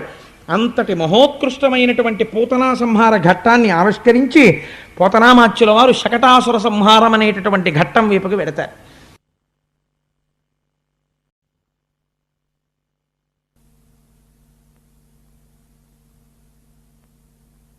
అది ఎంత చిత్రంగా ఉంటుందో చూడండి ఆ ఘట్టం. అది చూడ్డానికి చాలా చిన్న ఘట్టం, చాలా చిన్న లీల. ఆయన పుట్టగానే చేసినటువంటి లీలలు ఏవి ఉన్నాయో కృష్ణలీలలన్నీ కూడా మనని జీవితంలో ఇలా చెయ్యిచ్చి పైకెక్కించేసేటటువంటి లీలలు. బాగా జ్ఞాపకం పెట్టుకోండి. జీవితంలో వేదాంతముగా ఎప్పుడూ లోపల నిలబడదు. విన్నా కూడా పక్కన ఒక ఆలంబన ఉండాలి. మీరు అన్నాన్ని అన్నంగా తినలేరు, పక్కన కూరో పచ్చడో పులుసో ఉండాలి. అలాగే మీకు ఎప్పుడూ కథగా ఉండాలి. అటువంటి కథ లేకపోతే ఈశ్వరుడు లీల చేస్తాడు. నేను ఏదో చేశాననుకోండి, ఇది కోటేశ్వర లీల అని ఎవడు పిలవడు, నా కర్మ అది జరిగింది అంటారు. అదే కృష్ణుడు చేశాడనుకోండి లీల అంటారు. ఎందుకని అంటే ఆయన కర్మతో చేసినది కాదు, లోకమునకు ఏదో పాఠం ఉన్నది. పాఠం నాకు అర్థం కాలేదు, ఏం బెంగలేదు, నీకు కథగా అర్థమైనా చాలు. మనస్సునది పట్టుకుంది. అది పట్టుకున్న వస్తువు పరమ పవిత్రమైన వస్తువు. అది ఒకనాడు నిన్ను ఉద్ధరిస్తుంది. అది ఎలా ఉద్ధరిస్తుందో నీకు చెప్పి ఉద్ధరించక్కర్లేదు, ఉద్ధరించేస్తుంది. కాబట్టి ఈ లీలల వెనకాతల అంత పవిత్రత, అంత గొప్పతనం, అంత ఔచిత్యము వీని యందు ఉన్నది. ఒకనాడు కృష్ణ పరమాత్మ బోర్లా పడ్డారు. నేను పరమాత్మ అన్న శబ్దాన్ని భక్తి చేత వాడుతున్నాను, కానీ అప్పటికి ఆయన పసిపిల్లవాడు. కేవలం పిల్లల్ని మొట్టమొదట్లో పడుకోబెడితే ఎటు పడుకున్నవాడు అటే ఆ కాళ్ళు చేతులు ఆకాశం వంక చూసి ఇలా ఇలా తిప్పుతూ ఆడుతూ నోరు తెరిచి అండం తప్ప ఇంకేం తెలియదు. మొదట చేసేది ఏది అంటే బోర్ల పడతారు. బోర్లా పడితే ఇంట్లో అదో పెద్ద ఉత్సవం. ఇంట్లో ఉన్న వాళ్ళు పెద్ద కేకేస్తారు, ఏమండోయ్ పిల్లాడు బోర్లా పడ్డాడంటారు. అనగానే అందరూ వచ్చి ఆ 2-3 ఇళ్ళకి 4 ఇళ్ళకి చెప్పి వెంటనే మేనత్త కబురెడుతుంది, పిల్లాడు బోర్లా పడ్డాడు మేనత్తను రమ్మని. మేనత్తలది ఎంత ముద్దో వాళ్ళది అన్నదమ్ముడు బిడ్డ కోసం అని. వాళ్ళు పరిగెత్తుకొస్తారు. వెంటనే జింహచాపల్ని ఏదో వంకెట్టుకోవాలి కదా, అందుకని బోర్లా పడ్డాడు బొబ్బట్లో ఏదో అంటారు అని ఉడుగు తినేస్తారు. వీళ్ళు ఉడుగు తినేస్తారు. పాపం వాడికి ఏముంటుంది, పాపం కొంత తప్పే ఉందనుకోండి, వాళ్ళ పిల్లాడు సంతోషం వండుకు తిన్నారు కాదని మనం ఎందుకు అనాలి మధ్యలో. అందుకని బోర్లా పడ్డాడని బొబ్బట్లో ఏవో వండుకుంటారు. కానీ యశోద అలా చేయలేదు, బొబ్బట్లు వండుకోలేదు. ఆవిడేం చేసిందంటే కృష్ణుడు బోర్లా పడ్డాడు కాబట్టి నేను ముత్తైదవులను పిలిచి వాళ్ళకి పసుపు కుంకాలు ఇస్తాను, వాళ్ళకి చీరలు పెడతాను, రవికిల గుడ్డలు పెడతాను, బ్రాహ్మణుల్ని పిలిచి గోదానం చేస్తాను, ఈశ్వరుడికి అభిషేకం చేస్తానంది. అన్నీ కూడా దైవం వైపుకి చూస్తోంది యశోద. అందుకే యశస్సుని ఇచ్చునది. కీర్తి ఎటువైపు నుంచి వస్తుందో జీవితం ఎటు నడవాలో యశోద వైపు నుంచి తెలుస్తుంది. మీరు యశోదని చూస్తున్నారనుకోండి, మీరు ఏం చేయాలో మీకు తెలిసిపోతుంది. పిల్లాడు బోర్లా పడ్డాడు, నువ్వు బొబ్బట్లు తింటాం కాదు, ఈ శివాలయానికి వెళ్ళి ఓ అభిషేకం చేయించు, ఓ రామాలయానికో కృష్ణాలయానికో వెళ్ళి ఇంత తులసి పూజ చేయించు, నీ మనవడు బోర్లా పడేటటువంటి అదృష్టం నీకు ఈశ్వరుడు సమకూర్చినాడు.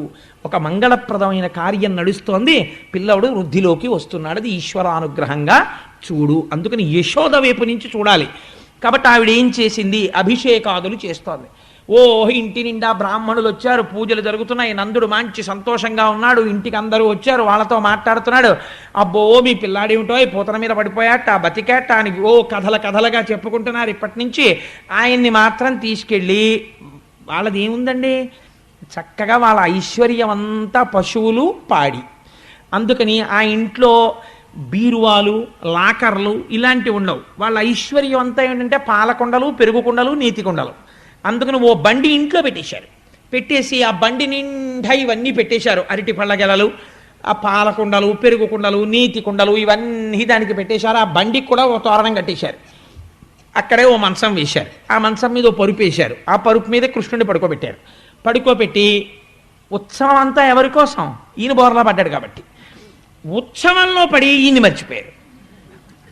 ఈయనేం చేశాడు, ఈయనకి ఆకలేసి, ఆయనకి ఆకలేస్తుందండి, వేసింది.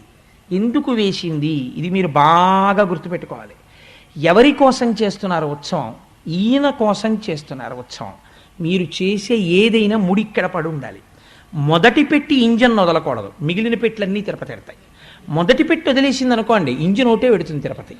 కాబట్టి మొదటి పెట్టి చాలా జాగ్రత్తగా వెయ్యాలి, ఇంజన్తో లింక్. ఏది చేసినా మొదటి కార్యం ఈశ్వరుడితోటే మొదలవ్వాలి. ఈశ్వరానుగ్రహం అని ముందు అని, ఇంట్లో ఇది జరిగిందా, రేపు ఒక్కసారి అయితే గుళ్ళోకి వెళ్ళి ఏమీ చేయించడానికి నీకు టైం లేదో 11 రూపాయలు హుండీలో వేసి వస్తాను అనగలగాలి నువ్వు. ఆ 11 రూపాయలు కూడా నీకు లేకపోతే ఈశ్వరుడే నిన్ను మొట్టేయడు, ఒక్కసారి వెళ్ళి స్వామికి నమస్కరించి వస్తాను అనగలగాలి నువ్వు. అన్ని ఈశ్వరానుసంధానం చెయ్యగలగాలి. ఆవిడ ఈశ్వరానుసంధానం చేస్తోంది. ఇక్కడ ఈయనేం చేశాడు, ఆకలేసేసింది, ఆకలేసి ఏడుపు వచ్చింది. ఏడుపు మొదలెట్టాడు. ఏడుపొచ్చి నిదిరించిన శిశువాకు నిగిదుకుచు చనుగోరి కెరలి కిసలయ విలస మృదు చక్ర చాప రేఖాస్పద పదమున తన్నెనొక్క బండిందండిన్. ఇదో చిత్రమైన మాట. పడుకున్న పిల్లాడికి ఇలా కాళ్ళు ఎత్తడం తప్ప ఇంకేమీ రాదు. ఆ పక్కన ఏముంది, ఓ బండి ఉంది, అది ఆయన పక్కనే ఉంది ఆ బండి. ఈ పిల్లాడు ఏడుస్తూ నిదురించిన శిశువాకొని అప్పటిదాకా నిద్రపోతున్నాడు. ఇప్పుడు ఆయనకి ఆకలేసింది. చనుగోరి, అమ్మ వచ్చి స్తన్యం ఇవ్వలేదు, అందుకని కోపం వచ్చేసింది. కెరలి కిసలయ విలస మృదు చక్రచాప రేఖాస్పద పదమున, చిన్ని అరికాలు, ఇంత అరికాలు, దానికేమో చిన్ని ఇంతంత పెసరకాయల్లో ఉన్నంత పెసరగింజలంతంత వేళ్ళు, వాటికో ఇంతంత తెల్ల గోళ్ళు, అంతా కలిపి ఇలా ముట్టుకుంటే గట్టిగా మెత్తమెత్తటి పాదం, ఎర్రటి అరికాలు, అందులోనేమో శంఖము చక్రము అమృతపాత్ర నాగలి మొదలైనటువంటి దివ్య చిహ్నములు. ఇప్పుడు ఈ పాదం ఎత్తి, ఇది మీరు చాలా జాగ్రత్తగా గుర్తుపెట్టుకోవాలి. పోతన గారు ఒక్క అక్షరం అనవసరంగా వేరు.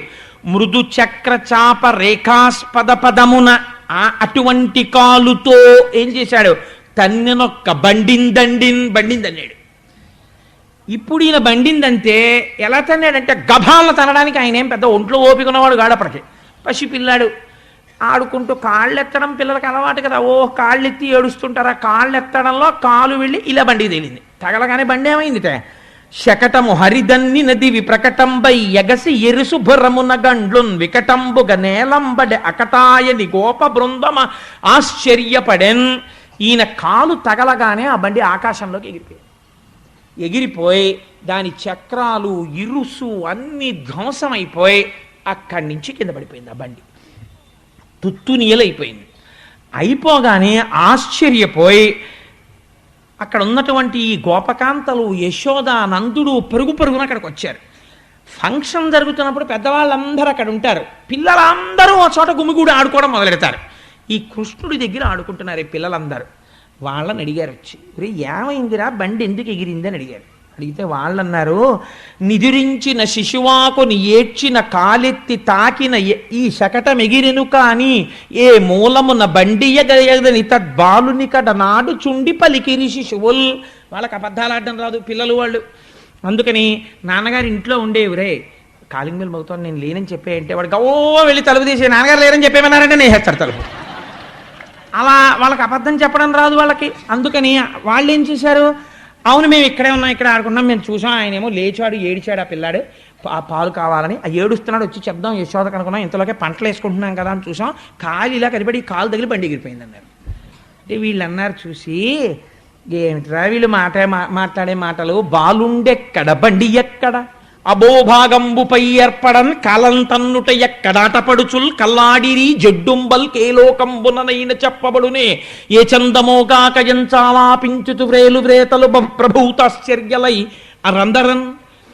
ఎంత వాళ్ళన్నారంటే, బాలుండెక్కడ బండి ఎక్కడ, పిల్లాడు చూస్తే ఇంతున్నాడా, బండి చూస్తే అంతుందా, బండిని కాలుతో ఇలా అన్నాడా, బండి ఎగిరిపోయిందా, ఏమిటోనండి కృష్ణలీల అన్ని అబద్ధాలు ఏడా అర్థం ఉందా ఏమిటో ఆయన చెప్పడం ఏమిటి, వీళ్ళు వినడం ఏమిటండి, అంటే పిల్లట ఇలా అన్నట్ట బండి ఎగిరిపోయిందిట అని మనం అనక్కర్లేదు, వాళ్ళే అన్నారు. బాలుండెక్కడ బండి ఎక్కడ, అభోభాగంబుపై ఏర్పడన్ కాలంతన్నుట ఎక్కడ, ఆకాశానికి ఎగిరిపోయేటట్టు పిల్లాడు తన్నేసాడా బండిని. ఈ జడ్డుంబల్కే లోకంబుననైన చెప్పబడునే ఏ చందమోగాక ఎంచాలాపించుతు వ్రేలు వ్రేతలు. ఏమిటి జడ్డి మాటలు, పిల్లలు ఇలాగే మాట్లాడతారు, వాళ్ళకి తెలియదు, ఏదో చెప్పేశారంతే అనుకున్నారు, కానీ వాళ్ళు చెప్పింది సత్యం అని యశోదకి తెలుసున్నది ఒక్కటే. ఆవిడ ఏం చేసిందంటే గబగబా పిల్లాన్ని తీసుకుని, అయ్యో నాన్న అసలు నువ్వు బోర్లా పడ్డావని ఇంత ఉత్సవం చేశానా, ఆకలేసిందా నాన్న, నేను చచ్చిపోయాను రామ్మా అంటారంతే ఆడవాళ్ళు. ఎంత బెంగో పిల్లాడికి ఆకలేస్తే, మర్చిపోయాను నాన్న, గుక్క పెట్టి ఏడ్చావా, నీ కాలు ఎంత నిప్పెట్టేసిందో అని గబగబా, అలిసితివి కదన్నా యా కొంటివి కదన్నా మంచి అన్న ఏడ్పు మానువన్నా చన్ను కుడువుమన్నా సంతసపడుమన్నా అనుచు చన్ను కుడిపే అర్భకునకు. వాళ్ళకి ముద్దొచ్చేసింది అనుకోండి, ఒకటికి 10 మాటలు, నా బుజ్జి కదూ, నా కన్న కదూ, నా నాన్న కదూ అంటారు. పోతన గారు అలాగే వేశారు ఆ పద్యం. అలసితివి కదన్నా యా కొంటివి కదన్నా మంచి అన్న ఏడ్పు మానుమన్నా చన్ను కుడువుమన్నా సంతసపడుమన్నా అనుచు చన్ను కుడిపే అర్భకునకు. ఎంత దర్శనం చేశాడో, ఆ ఘంటం ఎలా వెళ్ళిపోయిందో మహానుభావుడిది. ధన్యుడైపోయాడు పోతన గారు. ఆ పద్యాలు చెప్పుకొని మనం ధన్యులం అయిపోతున్నాం.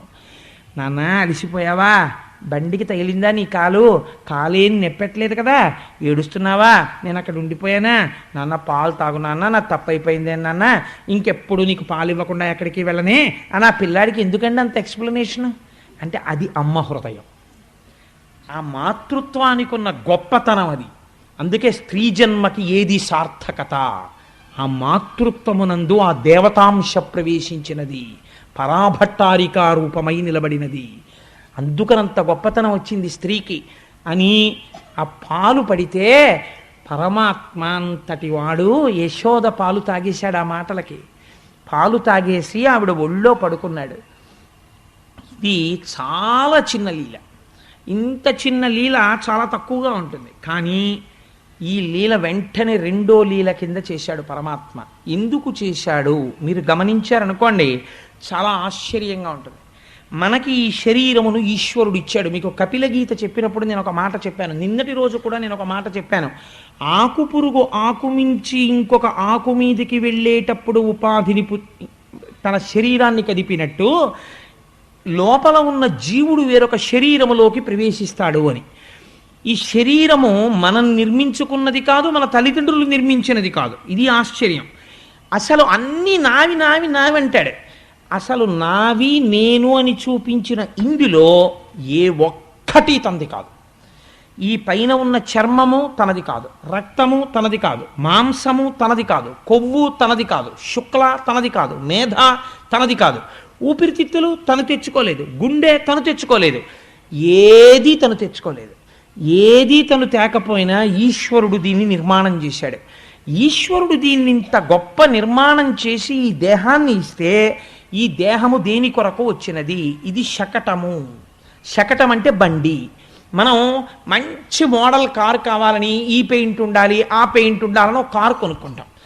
ఆ కారు ప్రయోజనం ఏమిటండి? ఆ కారు కొనుక్కొని ఈ కారు ఇలా మా ఇంట్లో ఉంటే చాలు అని ఎవరైనా అని కారు కొనుక్కోగానే టైర్లు కోసేసి ఇది ఇలా మా ఇంట్లో ఎక్కడికి వెళ్లకుండా ఇలా ఉండాలండి అని ఎవడైనా అంటాడా? ఏ మూర్ఖుడైనా. ఆ కారు ఎక్కడికి కావాలంటే అక్కడికి తీసుకెళ్ళాలి అంటాడు. ఇది కూడా శకటము.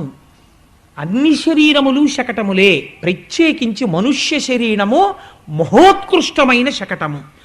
ఈ బండినికి మీరు తీరాన్ని చేరగలరు. కానీ ఈ బండినికి మనము తీరము చేరడం లేదు. ఎందుకు చేరట్లేదు అంటే ఒక్కటే కారణం, దీన్ని దేనికోసం ఉపయోగించాలో దానికోసం ఉపయోగిస్తే తీరం చేరుతారు. కారు మీదే ఇక్కడ బయలుదేరి రేపు పొద్దున్నే విశాఖపట్నం వెళ్ళాలండి అన్నవాడు ఏం చెయ్యాలి? కారులో విశాఖపట్నం వెళ్ళే రోడ్డు ఎక్కాలి. అంతేకాని అమ్మో ఏమంటే రోడ్ల మీద జనం అది ఉంటారు, నేను ఇక్కడి నుంచి విశాఖపట్నం ఎన్ని కిలోమీటర్లు అండి అంటే 200 కిలోమీటర్లు అండి అంటే ఎన్ని లీటర్ల పెట్రోల్ కొట్టించుకోవాలండి, ఓ 50 లీటర్లు కొట్టించుకోండి అన్నారు అనుకోండి. ఉదాహరణకి ఆల్ రైట్ 50 లీటర్లు కొట్టుకుని 200 కిలోమీటర్లు ప్రయాణిస్తే వైజాగ్ వచ్చేస్తుందండి అంటే వచ్చేస్తుంది. అనగానే అయ్యప్ప స్వామి గ్రౌండ్లోకి తెల్లారకట్టు వచ్చేసి ఇక్కడైతే ఎవరు జనం ఉంటారని గుండ్రంగా 200 కిలోమీటర్లు తిరిగేసి ఆగిపోయి ఏ 10 అయిన తర్వాత ఏమంటే వైజాగేనా అండి అని అడిగాడు అనుకోండి, కాకినాడ అండి ఇది అన్నారు అనుకోండి, అదేమిటండి 200 కిలోమీటర్లు పెడితే కారులో వైజాగ్ వస్తుంది అన్నాడే, నేను 50 లీటర్లు కొట్టించాను, 200 కిలోమీటర్లు తిరిగాను, కాకినాడలో ఉన్నాను ఏంటండి అని మీరు వాళ్ళ ఇంటికి వెళ్ళిపోయింది చొక్కా పట్టుకు బయటికి లాగేసి, మూర్ఖుడా నీకు బుద్ధి లేదు, 200 కిలోమీటర్లు వెళ్ళాను, కారు చూడు కావాలంటే 50 లీటర్ల పెట్రోల్ అయిపోయింది, కాకినాడలోనే ఉన్నాను, నువ్వు తప్పు చెప్పావన్నారు అనుకోండి. తప్పు అయిందా మీద? ప్రయాణం యథార్థం, 50 లీటర్లు ఖర్చు అయింది యథార్థం, మీరు డబ్బు కట్టింది యథార్థం, 4 గంటల కారులో ప్రయాణం యథార్థం, కానీ 0 తిరిగారు మీరు. అది అసలు ఉన్న పెద్ద తేడా అక్కడ ఉంది. ఇవన్నీ యథార్థం. లక్ష్యం వైపుకి ఎందుకు వెళ్ళలేదు, ఎటెళ్ళాలో అటెళ్ళలేదు కదా. శకటం ఎక్కింది యథార్థం, ఈశ్వరానుగ్రహంగా ఇన్నాళ్ళకి ఈ శకటం వచ్చింది. ఏ కుక్క శకటమో పిల్లి శకటమో వస్తే ఈ అనుగ్రహాలు ఉండవు. ఈ శకటం వచ్చింది కాబట్టి భాగవతం వినగలడు, ఈ శకటం వచ్చింది కాబట్టి ఇక్కడికి వచ్చి కూర్చోగలడు. ఇంకో శకటం ఎక్కొచ్చాడు అనుకోండి తోసేస్తారు. ఎందుకని? ఆ శకటం భాగవతం వినడానికి పనికిరాదు, గుళ్ళోకి రావడానికి పనికిరాదు, అందుకు తీసేస్తారు దాన్ని. ఈ శకటం అయితేనే కూర్చోపెడతారు. తీసేయచ్చమ్మా, మీకు అభ్యంతరకరంగా ఉంటే ఆ శకటాన్ని తీయండి, తప్పేం లేదు, పక్కకి తోసేసేయండి. అందుకని ఈ శకటం మహోత్కృష్టమైన శకటము, కానీ చంపకండి తల్లి, పక్కకి తోసేయండి అంతే. కాబట్టి ఇది ఇంత గొప్ప శకటము, కానీ ఇది ఎందుకు పనికొస్తోంది? దీంతో హాయిగా గుళ్ళోకి వెళ్ళొచ్చు, ప్రదక్షిణం చెయ్యొచ్చు, కావలసింది తినచ్చు. నేను 1కి 10 మాటలు ఇదే మాట చెప్తుంటాను, వేదాంతానికి పునరావృత్తి దోషం లేదు. కావలసింది తినచ్చు, ఈశ్వరానుగ్రహం అనొచ్చు, ఇంట్లో ఉండొచ్చు, ఈశ్వరానుగ్రహం అనొచ్చు. కానీ వీడు ఇదొక్కటే వదిలేస్తాడు, ఈశ్వరానుగ్రహం ఒకటే వదిలేసి నా ప్రజ్ఞ అంటుంటాడు. ఇదే గుండ్రంగా తిరగడం. ఇదంతా నేనేనండి అంటాడు, ఇది నేనే కట్టానండి ఇల్లు, ఇంత పొడుగు నేనే అయ్యానండి, ఇలా ఇంత బలవడానికి కావలసిన విటమినైజ్డ్ ఫుడ్ నేనే తిన్నానండి, భాగవతం నేనే చెప్పానండి, గుళ్ళోకి నేనే వచ్చానండి అంటాడు. ఈశ్వరుడు చెప్పించాడు అన్నాడు అనుకోండి, వాడు వైజాగ్ రోడ్ ఎక్కేశాడు. ఈశ్వరానుగ్రహంతో నేను అన్నం తిన్నాను అన్నాడు అనుకోండి, ఇప్పుడు పిఠాపురం వెళ్ళిపోయాడు. ఈశ్వరానుగ్రహంతో రాత్రి బాగా నిద్రపోయాను అన్నాడు అనుకోండి, గొల్లపురం వెళ్ళిపోయాడు. ఈశ్వరానుగ్రహంతో నాకు 2 బిడ్డలు పుట్టారు అన్నాడు అనుకోండి, అనవరం వెళ్ళిపోయాడు. ఈశ్వరానుగ్రహంతో నేను మంచి ఉద్యోగంలో ఉన్నాను అన్నాడు అనుకోండి, తుని వెళ్ళిపోయాడు. ఈశ్వరానుగ్రహంతో నేను భాగవతం చెప్పుకోగలుగుతున్నాను అన్నాడు అనుకోండి, వైజాగ్ వెళ్ళిపోయాడు. కానీ వాడు అదొకటే తీసేస్తాడు, ఈశ్వరానుగ్రహము తీసేసి నాకండే 2 పిల్లలు అంటే ప్రతి చోట పలకరించిన చోటల్లా ఏమన్నా మీకు ఎంతమంది 2 పిల్లలండి అంటే ఈశ్వరానుగ్రహం చేత 2 పిల్లలు అని చెప్పమని నా ఉద్దేశం కాదు. అప్పుడు వీడు వెర్రాడు అనుకుంటారు. అలా అనక్కర్లేదు, లోపల భావన ఉంటే చాలు కదా. ఆ లోపల భావన ఉంటే సరిపోతుంది. ఆ భావన పోయిందనుకోండి, నోటితో ఎన్ని మాటలని ఏం ఉపయోగం. కాబట్టి ఆ భావన ఉంటే మీరు అనుకున్న లక్ష్యానికి చేరుతారు ఈ శకటం ఎక్కి. లేకపోతే ఇది ఏం చేస్తుందో తెలుసా అండి, షా కటతీతి ఇది శకట అవుతుంది. శం అంటే సుఖం, ఈశ్వరుడు అక్కడికి చేరకుండా విడదీయడానికి పనికొస్తుంది. ఇది రెండూ చేస్తుంది, అది గమ్మత్తు. ఇప్పుడు ఏం చేస్తుంది, గుండ్రంగా తిరగడానికి పనికొస్తుంది. వాడు ఎక్కడున్నాడు, సంసారంలో ఉంటాడు, సంసారంలో చచ్చిపోతాడు, మళ్ళీ సంసారంలో పుడతాడు, అంతే, హీనోపాధుల్లోకి పోతాడు. ఇలా పోకుండా ఉండాలంటే ఏం చెయ్యాలి? రామకృష్ణ పరమహంస చెప్పినట్టు ఎంత గొప్పగా చెప్తారండి. రామకృష్ణ పరమహంస వేసినట్టు ఉదాహరణ వెయ్యడం, రామకృష్ణ పరమహంస చెప్పినట్టు చిన్న కథ చెప్పి వేదాంతం చెప్పడం నాకు తెలిసి ఎవ్వరూ చేయలేరు. ఈ శకటాసుర వృత్తాంతాన్ని రామకృష్ణ పరమహంస మాటల్లో నేను చెప్పవలసి వచ్చిందనుకోండి, ఆయన అంటారు, నాకు మా దొరగారు, కోటేశ్వరరావు గారు ఈ కవర్లో ఉత్తరం పెట్టాను, మీరు ఎల్లుండికి ఇందులో ఉన్న పదార్థాలన్నీ రెడీ చేసుకోమని చెప్పారండి సుబ్రహ్మణ్య శర్మ గారు. ఇంటికి వచ్చి రుద్రాభిషేకం సత్యనారాయణ స్వామి వారి వ్రతం చేయిస్తా అన్నారు. కావలసినవన్నీ అందులో రాశారండి. ఈ కవర్ మీ దగ్గర జాగ్రత్తగా పెట్టుకుని చదివి రేపు తెచ్చుకోండి. మళ్ళీ ఆదివారం సెలవు, ఎల్లుండి ఏం దొరకవు మీకు, రేపే తెచ్చేసుకోండి అని చెప్పారనుకోండి. నేను ఆ కవరు ఏదో ఆలోచిస్తూ ఎవరితో మాట్లాడుతూ ఎక్కడో పెట్టేశాను అనుకోండి. పెట్టేసి ఓహో వెతుకుతున్నాను ఆ కవర్ కోసం. వెతుకుతుంటే నా భార్య వచ్చి ఏమిటి అలా వెతుకుతున్నారండి. దొరగారు రాత్రి కవర్ ఒకటి ఇచ్చారే, సుబ్రహ్మణ్య శర్మ గారు రాసి ఇచ్చిన ఉన్నాయి అందులో, ఆ కవర్ దొరకలేదు అన్నాను. మా అమ్మాయి అడిగింది, మా అబ్బాయి అడిగాడు, ఎవరో మా ఇంటికి వచ్చిన వాళ్ళు అడిగారు. అడుగుతుంటే ఆఖరికి నా బలహీనతలు బాగా తెలుసున్న సత్యనారాయణ వచ్చాడు. ఆ గురువుగారు మీరు ఆ పుస్తకం ఒకటి అట్టుకొస్తున్నారు ఈ మధ్య కొత్తగా, అందులో పెట్టేసి ఉంటారు, అందుకని ఆ పుస్తకం తీయండి అన్నాడు. ఆ పుస్తకం ఇలా తీసేటప్పటికి అందులో ఉంది కవర్. ఇప్పుడు ఆ కవర్ ఇలా తీశాను, అందులో ఏమున్నాయి అంటే ఏదో మామిడి మండలం, పసుపు, కుంకం ఒక్కొక్కటి చదువుతుంటే ఉన్నాయి అంది మా ఆవిడ. ఇంకా తెచ్చుకోవాల్సింది ఏమిటి, ఒక్క వట్టివేరులోటి తెచ్చుకోవాలి బజార్లోంచి. వచ్చేటప్పుడు ఓ తేనె సీసా ఒకటి తెచ్చుకుంటే చాలు, మిగిలినవన్నీ ఇంట్లోనే ఉన్నాయండి అంది. కాబట్టి ఇప్పుడు నేను ఏం చేశాను, ఆ ఉత్తరాన్ని తీసి పక్కన పారేశాను. పడేసి ఆ వట్టివేరులోనూ తేనె కదా నాకు గుర్తుంటుందిలే, వస్తూ తెచ్చేస్తాను. మరి ఇప్పటిదాకా ఇంత వెతికిన కవరు ఉత్తరం ఎందుకు అక్కర్లేనివైపోయాయి? అందులో ఉన్నది నీకు తెలిసిపోయింది, ఇంక అక్కర్లేదు. అది గుర్తెట్టుకు తెచ్చేసుకోగలవు. ఇప్పటి వరకు గుండ్రంగా తిరుగుతున్న వాడివి అలా తిరగకూడదని తెలిసిపోయింది, చాలు, ఇంకా ఉత్తరం నీకు అక్కర్లేదు. శకటాసుర వృత్తాంతం ఒక్కసారి తలకెక్కేస్తే చాలు, నీకు ఎలా వెళ్ళిపోవాలో తెలిసిపోయింది. రామకృష్ణ పరమహంస మాటల్లో అయితే అంతే, దాని వృత్తాంతం కానది ఎంత పెద్ద మలుపు జీవితంలో, అంత పెద్ద మలుపు. అయితే అంత తేలిగ్గా తిరిగిపోతుందా అండి కారు, వైజాగ్ వైపుకి వెళ్ళిపోతుందా అంటే నువ్వు ఓ పిశాచాన్ని పెంచావు. అదేమిటండి నేను ఎప్పుడు పెంచానండోయ్ అని మీరు అనొచ్చు. వెనకటికి ఒక సాధకుడు చాలా కష్టపడి సాధన చేసి ఒక పిశాచాన్ని వశం చేసుకునే శక్తులు సంపాదించాడు. అంటే నేను చెప్పట్లేదు, రామకృష్ణ పరమహంస చెప్పారు ఈ కథ. ఆ పిశాచం వశమైంది, ప్రత్యక్షమైంది. నీకు నేను వశురాలనయ్యాను కాబట్టి నేను చాలా సంతోషించాను, నా గురించి ఇంత సాధన చేశావు, కానీ నాకు బలహీనత ఉన్నది, నువ్వు నాకు ఏదో ఒకటి చెప్పాలి, లేకపోతే చంపేస్తాను, నీ తల బదలు కొట్టేస్తాను, నాకు ఏదో ఒకటి చెప్పండి అంటే ఈయన చాలా సంతోషించాడు. అబ్బా ఎవరు దొరుకుతారా ఇలా. కాబట్టి ఇమీడియట్ ఏంటంటే పని మనిషి removed from service, driver removed from service, అందరినీ తీసేశాడు. ఎందుకంటే ఇంక ఈయన ఉన్నాడు కదా అని పిశాచాన్ని పిలిచి అంట్లు తోమేయాలి, బట్టలు ఉతికేయాలి, ఇళ్ళు తుడిచేయాలి అన్నాడు. ఉఫ్ఫని అలా తిరిగి వచ్చి అయిపోయి ఇంకోటి చెప్పండి, అది పిశాచం. అమ్మ బాబా ఇదేమిట్రా ఇలా చేసేస్తోంది అనుకుని ఆల్ రైట్ రైతు బజార్కి వెళ్ళి కూరలు తేవాలి అనేటప్పటికి తెచ్చి ఎక్కడ పెట్టేశాను నీ ఇంట్లో ఇంకోటి చెప్పండి. అన్నీ చెప్పేశాక ఇంక చెప్పడానికి మిగలలేదు, చంపేస్తాను చెప్పకపోతే. ఇప్పుడు అన్నాడు చెప్తానుండు అని. ఇప్పుడు చెప్పడం కష్టమై కూర్చుంది. ఎందుకనంటే ఇప్పుడు చెప్పడానికి పని లేదు దానికి, చెప్పకపోతే చంపేస్తుంది. ఇప్పుడు ఎవరిని చెప్పడానికి వశం చేసుకున్నాడో ఆ వశం చేసుకున్న దాంతో చేత్తో తాను చచ్చిపోతాడు. కాబట్టి ఇప్పుడు ఏం చేశాడు, గురువుగారి దగ్గరికి పరిగెత్తాడు. గురువుగారు ఏదో ఒకటి చెప్పకపోతే చంపేస్తానంటోంది, మీరు ఒరే ఈశ్వరుణ్ణి వశం చేసుకునే ప్రయత్నం చేయరా, భక్తితో ఉండరా అంటే పిశాచాన్ని చేసుకుంటానండి అని అడిగాను, నీ కర్మ అలాగే చేసుకో అన్నారు, ఇప్పుడు దానికి ఏదో పని చెప్పమంటోంది, నేను ఏం చేయను గురువుగారు అన్నాడు. అంటే గురువుగారు అన్నారు, దానికి ఎందుకురా అంత బెంగెట్టుకుంటావు అని ఆయనది చక్కగా గిరజాలు దుత్తు ఓ వెంట్రుక తీసి వాడి చేతిలో పెట్టి దీన్ని తిన్నగా చేసి నాకు చూపించు అని పిశాచానికి ఇచ్చేయన్నాడు. పట్టుకెళ్ళి ఇచ్చేసాడు. దీన్ని తిన్నగా చేసి పట్రా అన్నాడు. అది ఇటు కాలెట్టి ఎంతసేపు నుంచి కాళ్ళు తీస్తే మళ్ళీ ఇలా చుట్టుకుంటోంది. దాని జీవితాంతం ఆ పిశాచం అలాగే పడుంది, కానీ ఇది మాత్రం తిన్నగా అవదు. ఇప్పుడు గట్టెక్కాడు, ఇంకా అది పని అడగదు, ఇంకెప్పుడు దాన్ని పిలవడు. గుండ్రంగా తిరగడం అంత తొందరగా మానేస్తుందని మీరు అనుకుంటున్నారా? పిశాచానికి అలవాటు చేసినట్టు దీనికి అలవాటు అయింది. ఎవరు నువ్వు అంటే ఇదే నేను అన్నాం.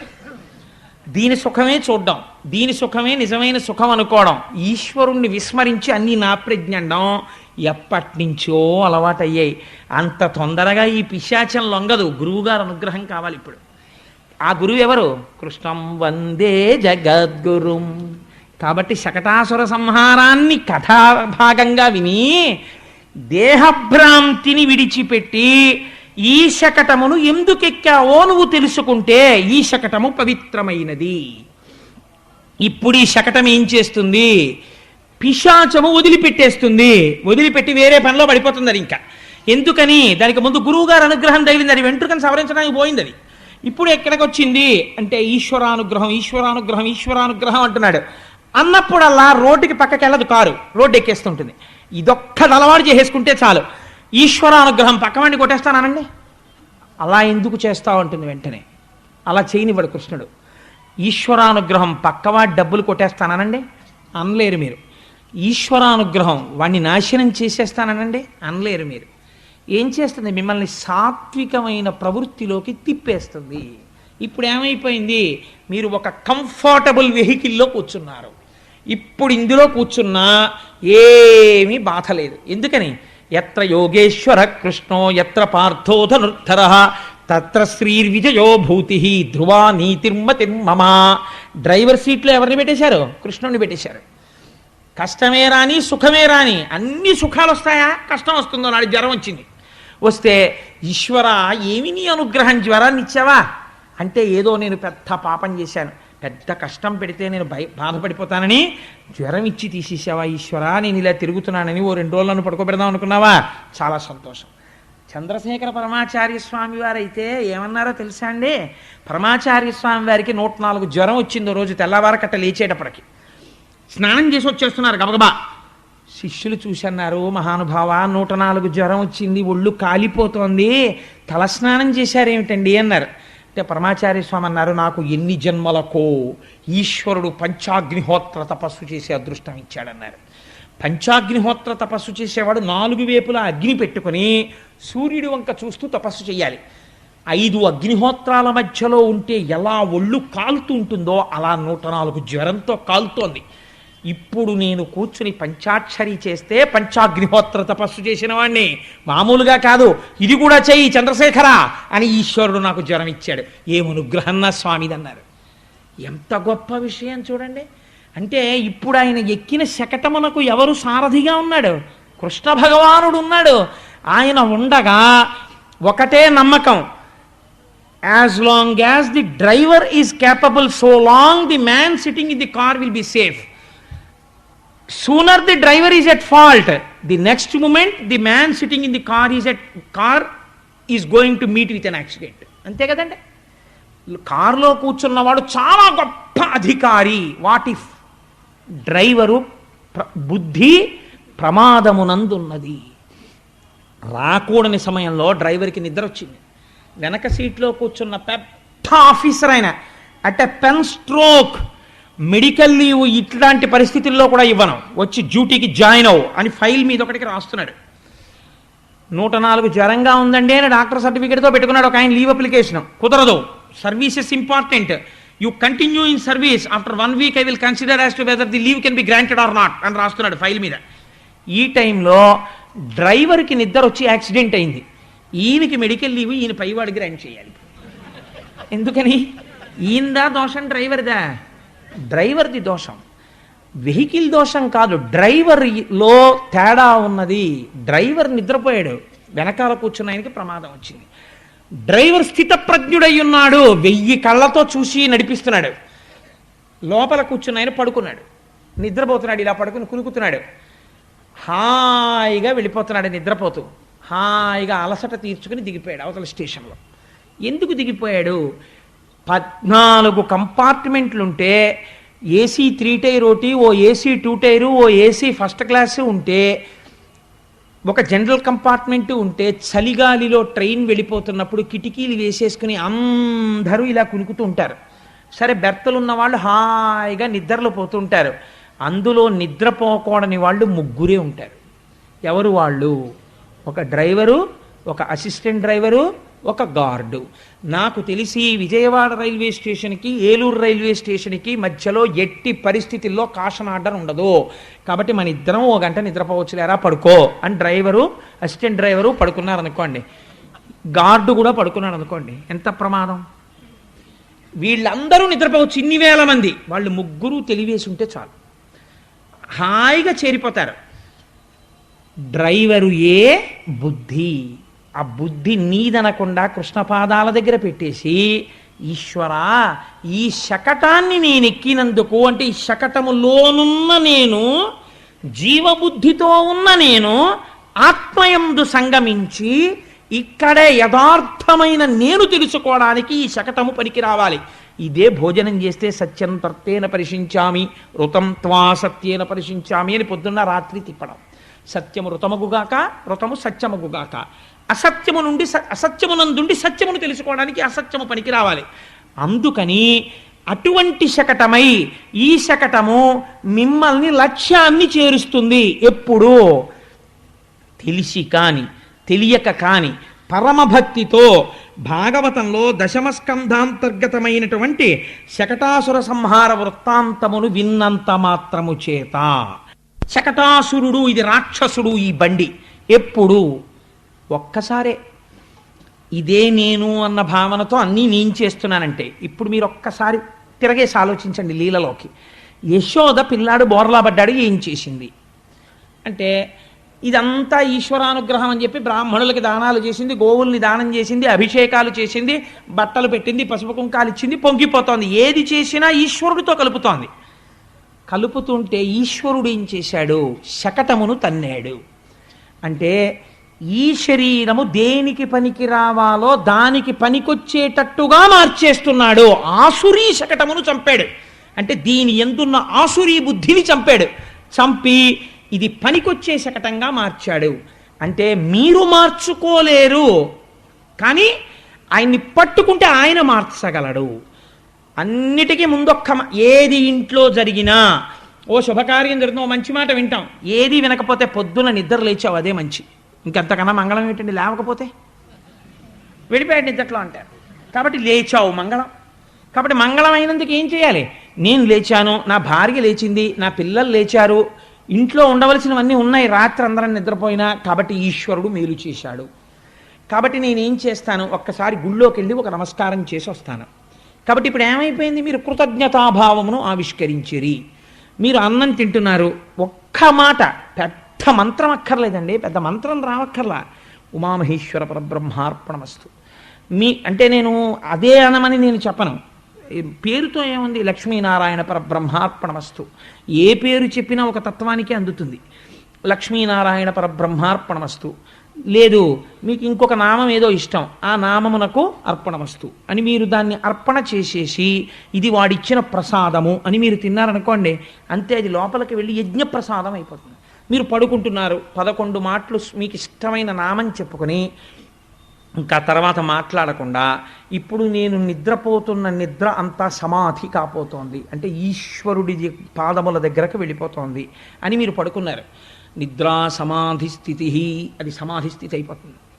కనురెప్ప ఇలా పైకెత్తుతూ మీ బెడ్రూమ్లో ఎక్కడో మీ కులదేవతా రూపాన్ని పెట్టుకుని నిద్ర లేస్తూనే కంటి యొక్క మొదటి చూపు ఆయన పాదాల మీద పడ్డం మీరు అలవాటు చేసుకున్నారు. పరమమంగళంతో ప్రారంభమైంది. మీరు మొహం కడుక్కుంటూ ప్రాతస్మరామి పరమేశ్వర వక్త్ర పద్మం పాలాక్షకీల పరిశోషిత పంచబాణం అంటూ స్మరణ చేస్తూ తోముకుంటున్నారు, మంగళం అయిపోయింది. మీరు సంధ్యావందనం చేశారు, మంగళం అయిపోయింది. మీరు ఆఫీస్కి వెడుతూ ఈశ్వర నాకు ఒక మంచి ఉద్యోగం ఇచ్చి, నేను పాపం ఎందరో ఈ దేశంలో ఉద్యోగం లేని వాళ్ళు ఉన్నారు, నేను హాయిగా వెళ్ళి ఒక గవర్నమెంట్ ఆఫీస్లో ఒక సీట్లో కూర్చుని కొన్ని ఫైల్స్ మీద నేను రాయగలిగినటువంటి అధికారం నాకు ఇచ్చావు, కృతజ్ఞుడను అని ఒక మాట చెప్పి వెళ్ళిపోయారు. ఈశ్వర నాకు బ్యాంకులో ఒక మంచి ఉద్యోగం ఇచ్చావు, కోటేశ్వరరావు లాంటి వాడికి ఇల్లు కట్టుకోవడానికి లోన్ ఇప్పించగలిగిన అధికారం నాకు ఇచ్చావు అని ఒక నమస్కారం చేసి మీరు వెళ్ళిపోయారు. ఆ ఉద్యోగం ఈశ్వర ప్రసాదం అయిపోయింది.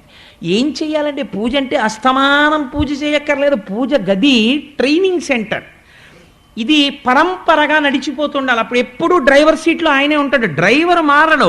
ఒక్కొక్కసారి ఆఫీసర్ గారు లోపల కూర్చుని మీరు ఒకసారి వెళ్ళొచ్చేయండి అంటాడు, ఇంకోటి ఎక్కుతాడు కారు. ఎవడెక్కినా ఎంతకాలం భద్రం, డ్రైవర్ భద్రంగా నడిపినంతసేపే. డ్రైవర్ని ఎప్పుడూ మార్చకూడదు, కృష్ణుడిని కూర్చోబెట్టాలి. అన్నీ ఈశ్వరుడికి చెప్పి చేసేసుకుంటుండమే. శకటం మిమ్మల్ని చేర్చవలసిన తీరానికి చేర్చేస్తుంది. ఏమిటి నమ్మకం? కృష్ణుడి మీద నమ్మకంతో మంచి పనులు చేసుకుంటూ పోయిన యశోద కోసం బండి తన్నిన కృష్ణుడే మీకు ఆలంబనం అని స్వామి ఆ రోజున బోర్ల పడడం. బోర్ల పడడం అంటే ఏమిటో తెలుసా అండి? నమః, మనః, మనః, మనః అంటే నాది నాది నాది. దీనికి ట్రైనింగ్ అక్కర్లా. ఏమీ లేకపోయినా మనం పిల్లలకి నేర్పేది ఏమిటో తెలుసా అండి? నాన్న ఈ కాలెవరిది? నాది. చెయ్యవరిది నాది అని వాడికి నేర్పితే వాడిని ఎవరైనా చుట్టాలు వచ్చినప్పుడు మా అబ్బాయి చూడండి అప్పుడే ఎన్ని మాటలు వచ్చాయో అని మనవాడిని తీసుకెళ్ళి నాన్న ఈ కాలెవరిదిరా నాది, ఈ చెయ్యెవరిది నాది, నాన్నమ్మ ఎవరిది నాది అని వాడు అంటుంటే ఏడి ఏడి ఏడి ఏడి బుజ్జిపండేడి అంటే వీడెవరు అంటే నేను, మనం బాగా విషం మప్పుతాం వాడికి. వాడు నేను నాది నేను నాది ఇంకా జీవితాంతం ఈ రెండే భ్రష్టుడైపోతాడు. ఈ నేను ఈ నాది విరవడానికి గురువుకి మళ్ళీ ఎంత టైం పడుతుందో తిప్పుతాడు ఆయన. ఇది బోర్లపడ్డాం. ఆయన జగదాచార్యుడై వచ్చాడు, అర్ధరాత్రి పుట్టాడు, అజ్ఞానం బాగా ఉంటుంది కాబట్టి చీల్చడానికి. అందుకని ఆయన ఏం చేస్తాడు, మనహ మనహ అనకరా, నాది నాది అనకో, ఇలా పువ్వట్టుకుని ఓం నిధనపతయే నమః నాది కాదను, ఓం నిధనపతాంతికాయ నమః, ఓం ఊర్ధ్వాయ నమః, ఓం ఊర్ధ్వలింగాయ నమః, ఓం హిరణ్యాయ నమః, ఓం హిరణ్యలింగాయ నమః అను. ఇదే పూజ రేపు శివరాత్రి నాడు మీరు విందురు కానీ మీ అందరితో అనిపిస్తారు ఈ నామాలు. శివాష్టోత్తరం అంతా అనిపించి ఆడ మగ కలిసి అంటారు. మీ అందరూ చేతులు వేసినటువంటి పువ్వులు అర్చన జరుగుతాయి. మగవారందరూ విభూతి కస్తూరి జలం చేస్తారు. ఆడవారందరూ చక్కగా క్యూలో లేచి వచ్చి వరుసగా అద్భుతంగా నామం జరిగిపోతుంటుంది. మీరు వచ్చి కుంకుమ అమ్మవారి పాదాల మీద వేసి వెళ్ళిపోయి మళ్ళీ వెళ్ళి కూర్చుంటుంటారు. ఎంత అందమైన కార్యక్రమం చూడండి, మనం ఉద్ధరింపబడే కార్యక్రమం జరుగుతుంది. అంత అందమైన కార్యక్రమం జరిగే రక్షగా పసుపు తాడు ఆడవాళ్ళకి ఎడుతుంది, విభూతి ఏమో మగవాళ్ళకి ఎడుతుంది. ఆడవాళ్ళు కూడా విభూతి పెట్టుకోవచ్చు, దోషం లేదు. చక్కగా అందరికీ ప్రసాదం అందుతుంది, అందరికీ లక్ష్మీ కళ్యాణం పుస్తకాలు అందుతాయి. హాయిగా రాత్రి ఏమో ఆ లక్ష్మీ కళ్యాణం ద్విపద ఎలా చదవాలో నేర్పుతాను ఒకసారి. కాబట్టి ఏమవుతుంది, అదృష్టం పండిపోతుందంతే. కర్మ చేత భక్తి చేత జ్ఞానము వైపుకి నడుస్తాడు. పైకి చిన్న లీల, ఆంతరమునందు ఎంత పెద్ద రహస్యం దాచాడో చూడండి స్వామి. నమః నేర్పడం, బోర్లా పడ్డం. ఇది నేర్పి ఆ ఉత్సవం ఆవిడ చేసిందంటే ఆవిడ నమః అంది, నాది కాదు ఇది ఈశ్వరానుగ్రహం అంది, శకటం తిరిగిపోయింది. ఇంత గొప్ప లీలా. రేపటి రోజున తృణావర్తోపాఖ్యానమని అద్భుతమైన ఆఖ్యానము. మనం జీవితంలో దేనివల్ల చెడిపోతున్నామో ఆ లీల చేసి కృష్ణ పరమాత్మ చూపిస్తారు ఉద్ధరించడానికి. అది రేపటి రోజున విజ్ఞాపన చేస్తాను. మనం ఇవాళ ఒక్కసారి మహానుభావుడు గురుస్థాయిలో నిలబడి చేసిన లీల కాబట్టి కృష్ణం వందే జగద్గురుం చెప్పుకుని బయలుదేరదాం ఆయన అనుగ్రహాన్ని అడుగుతూ. వసుదేవసుతం దేవం కంసచాణూరమర్దనం దేవకీ పరమానందం కృష్ణం వందే జగద్గురుం అతసీ పుష్పసంకాశం హారనూపురశోభితం రత్నకంకణకేయూరం కృష్ణం వందే జగద్గురుం మందారగంధ సంయుక్తం చారుహాసం చతుర్భుజం బర్హి పింఛావచూడాంగం కృష్ణం వందే జగద్గురుం ఉత్ఫుల్ల పద్మపత్రాక్షం నీలజీమూత సన్నిభం యాదవానాం శిరోరత్నం కృష్ణం వందే జగద్గురుం రుక్మిణీ కేళీ సంయుక్తం పీతాంబర సుశోభితం అవాప్త తులసీగంధం కృష్ణం వందే జగద్గురుం గోపికానాం కుచద్వంద్వం కుంకుమాంకిత వక్షసం శ్రీనికేతం మహేశ్వాసం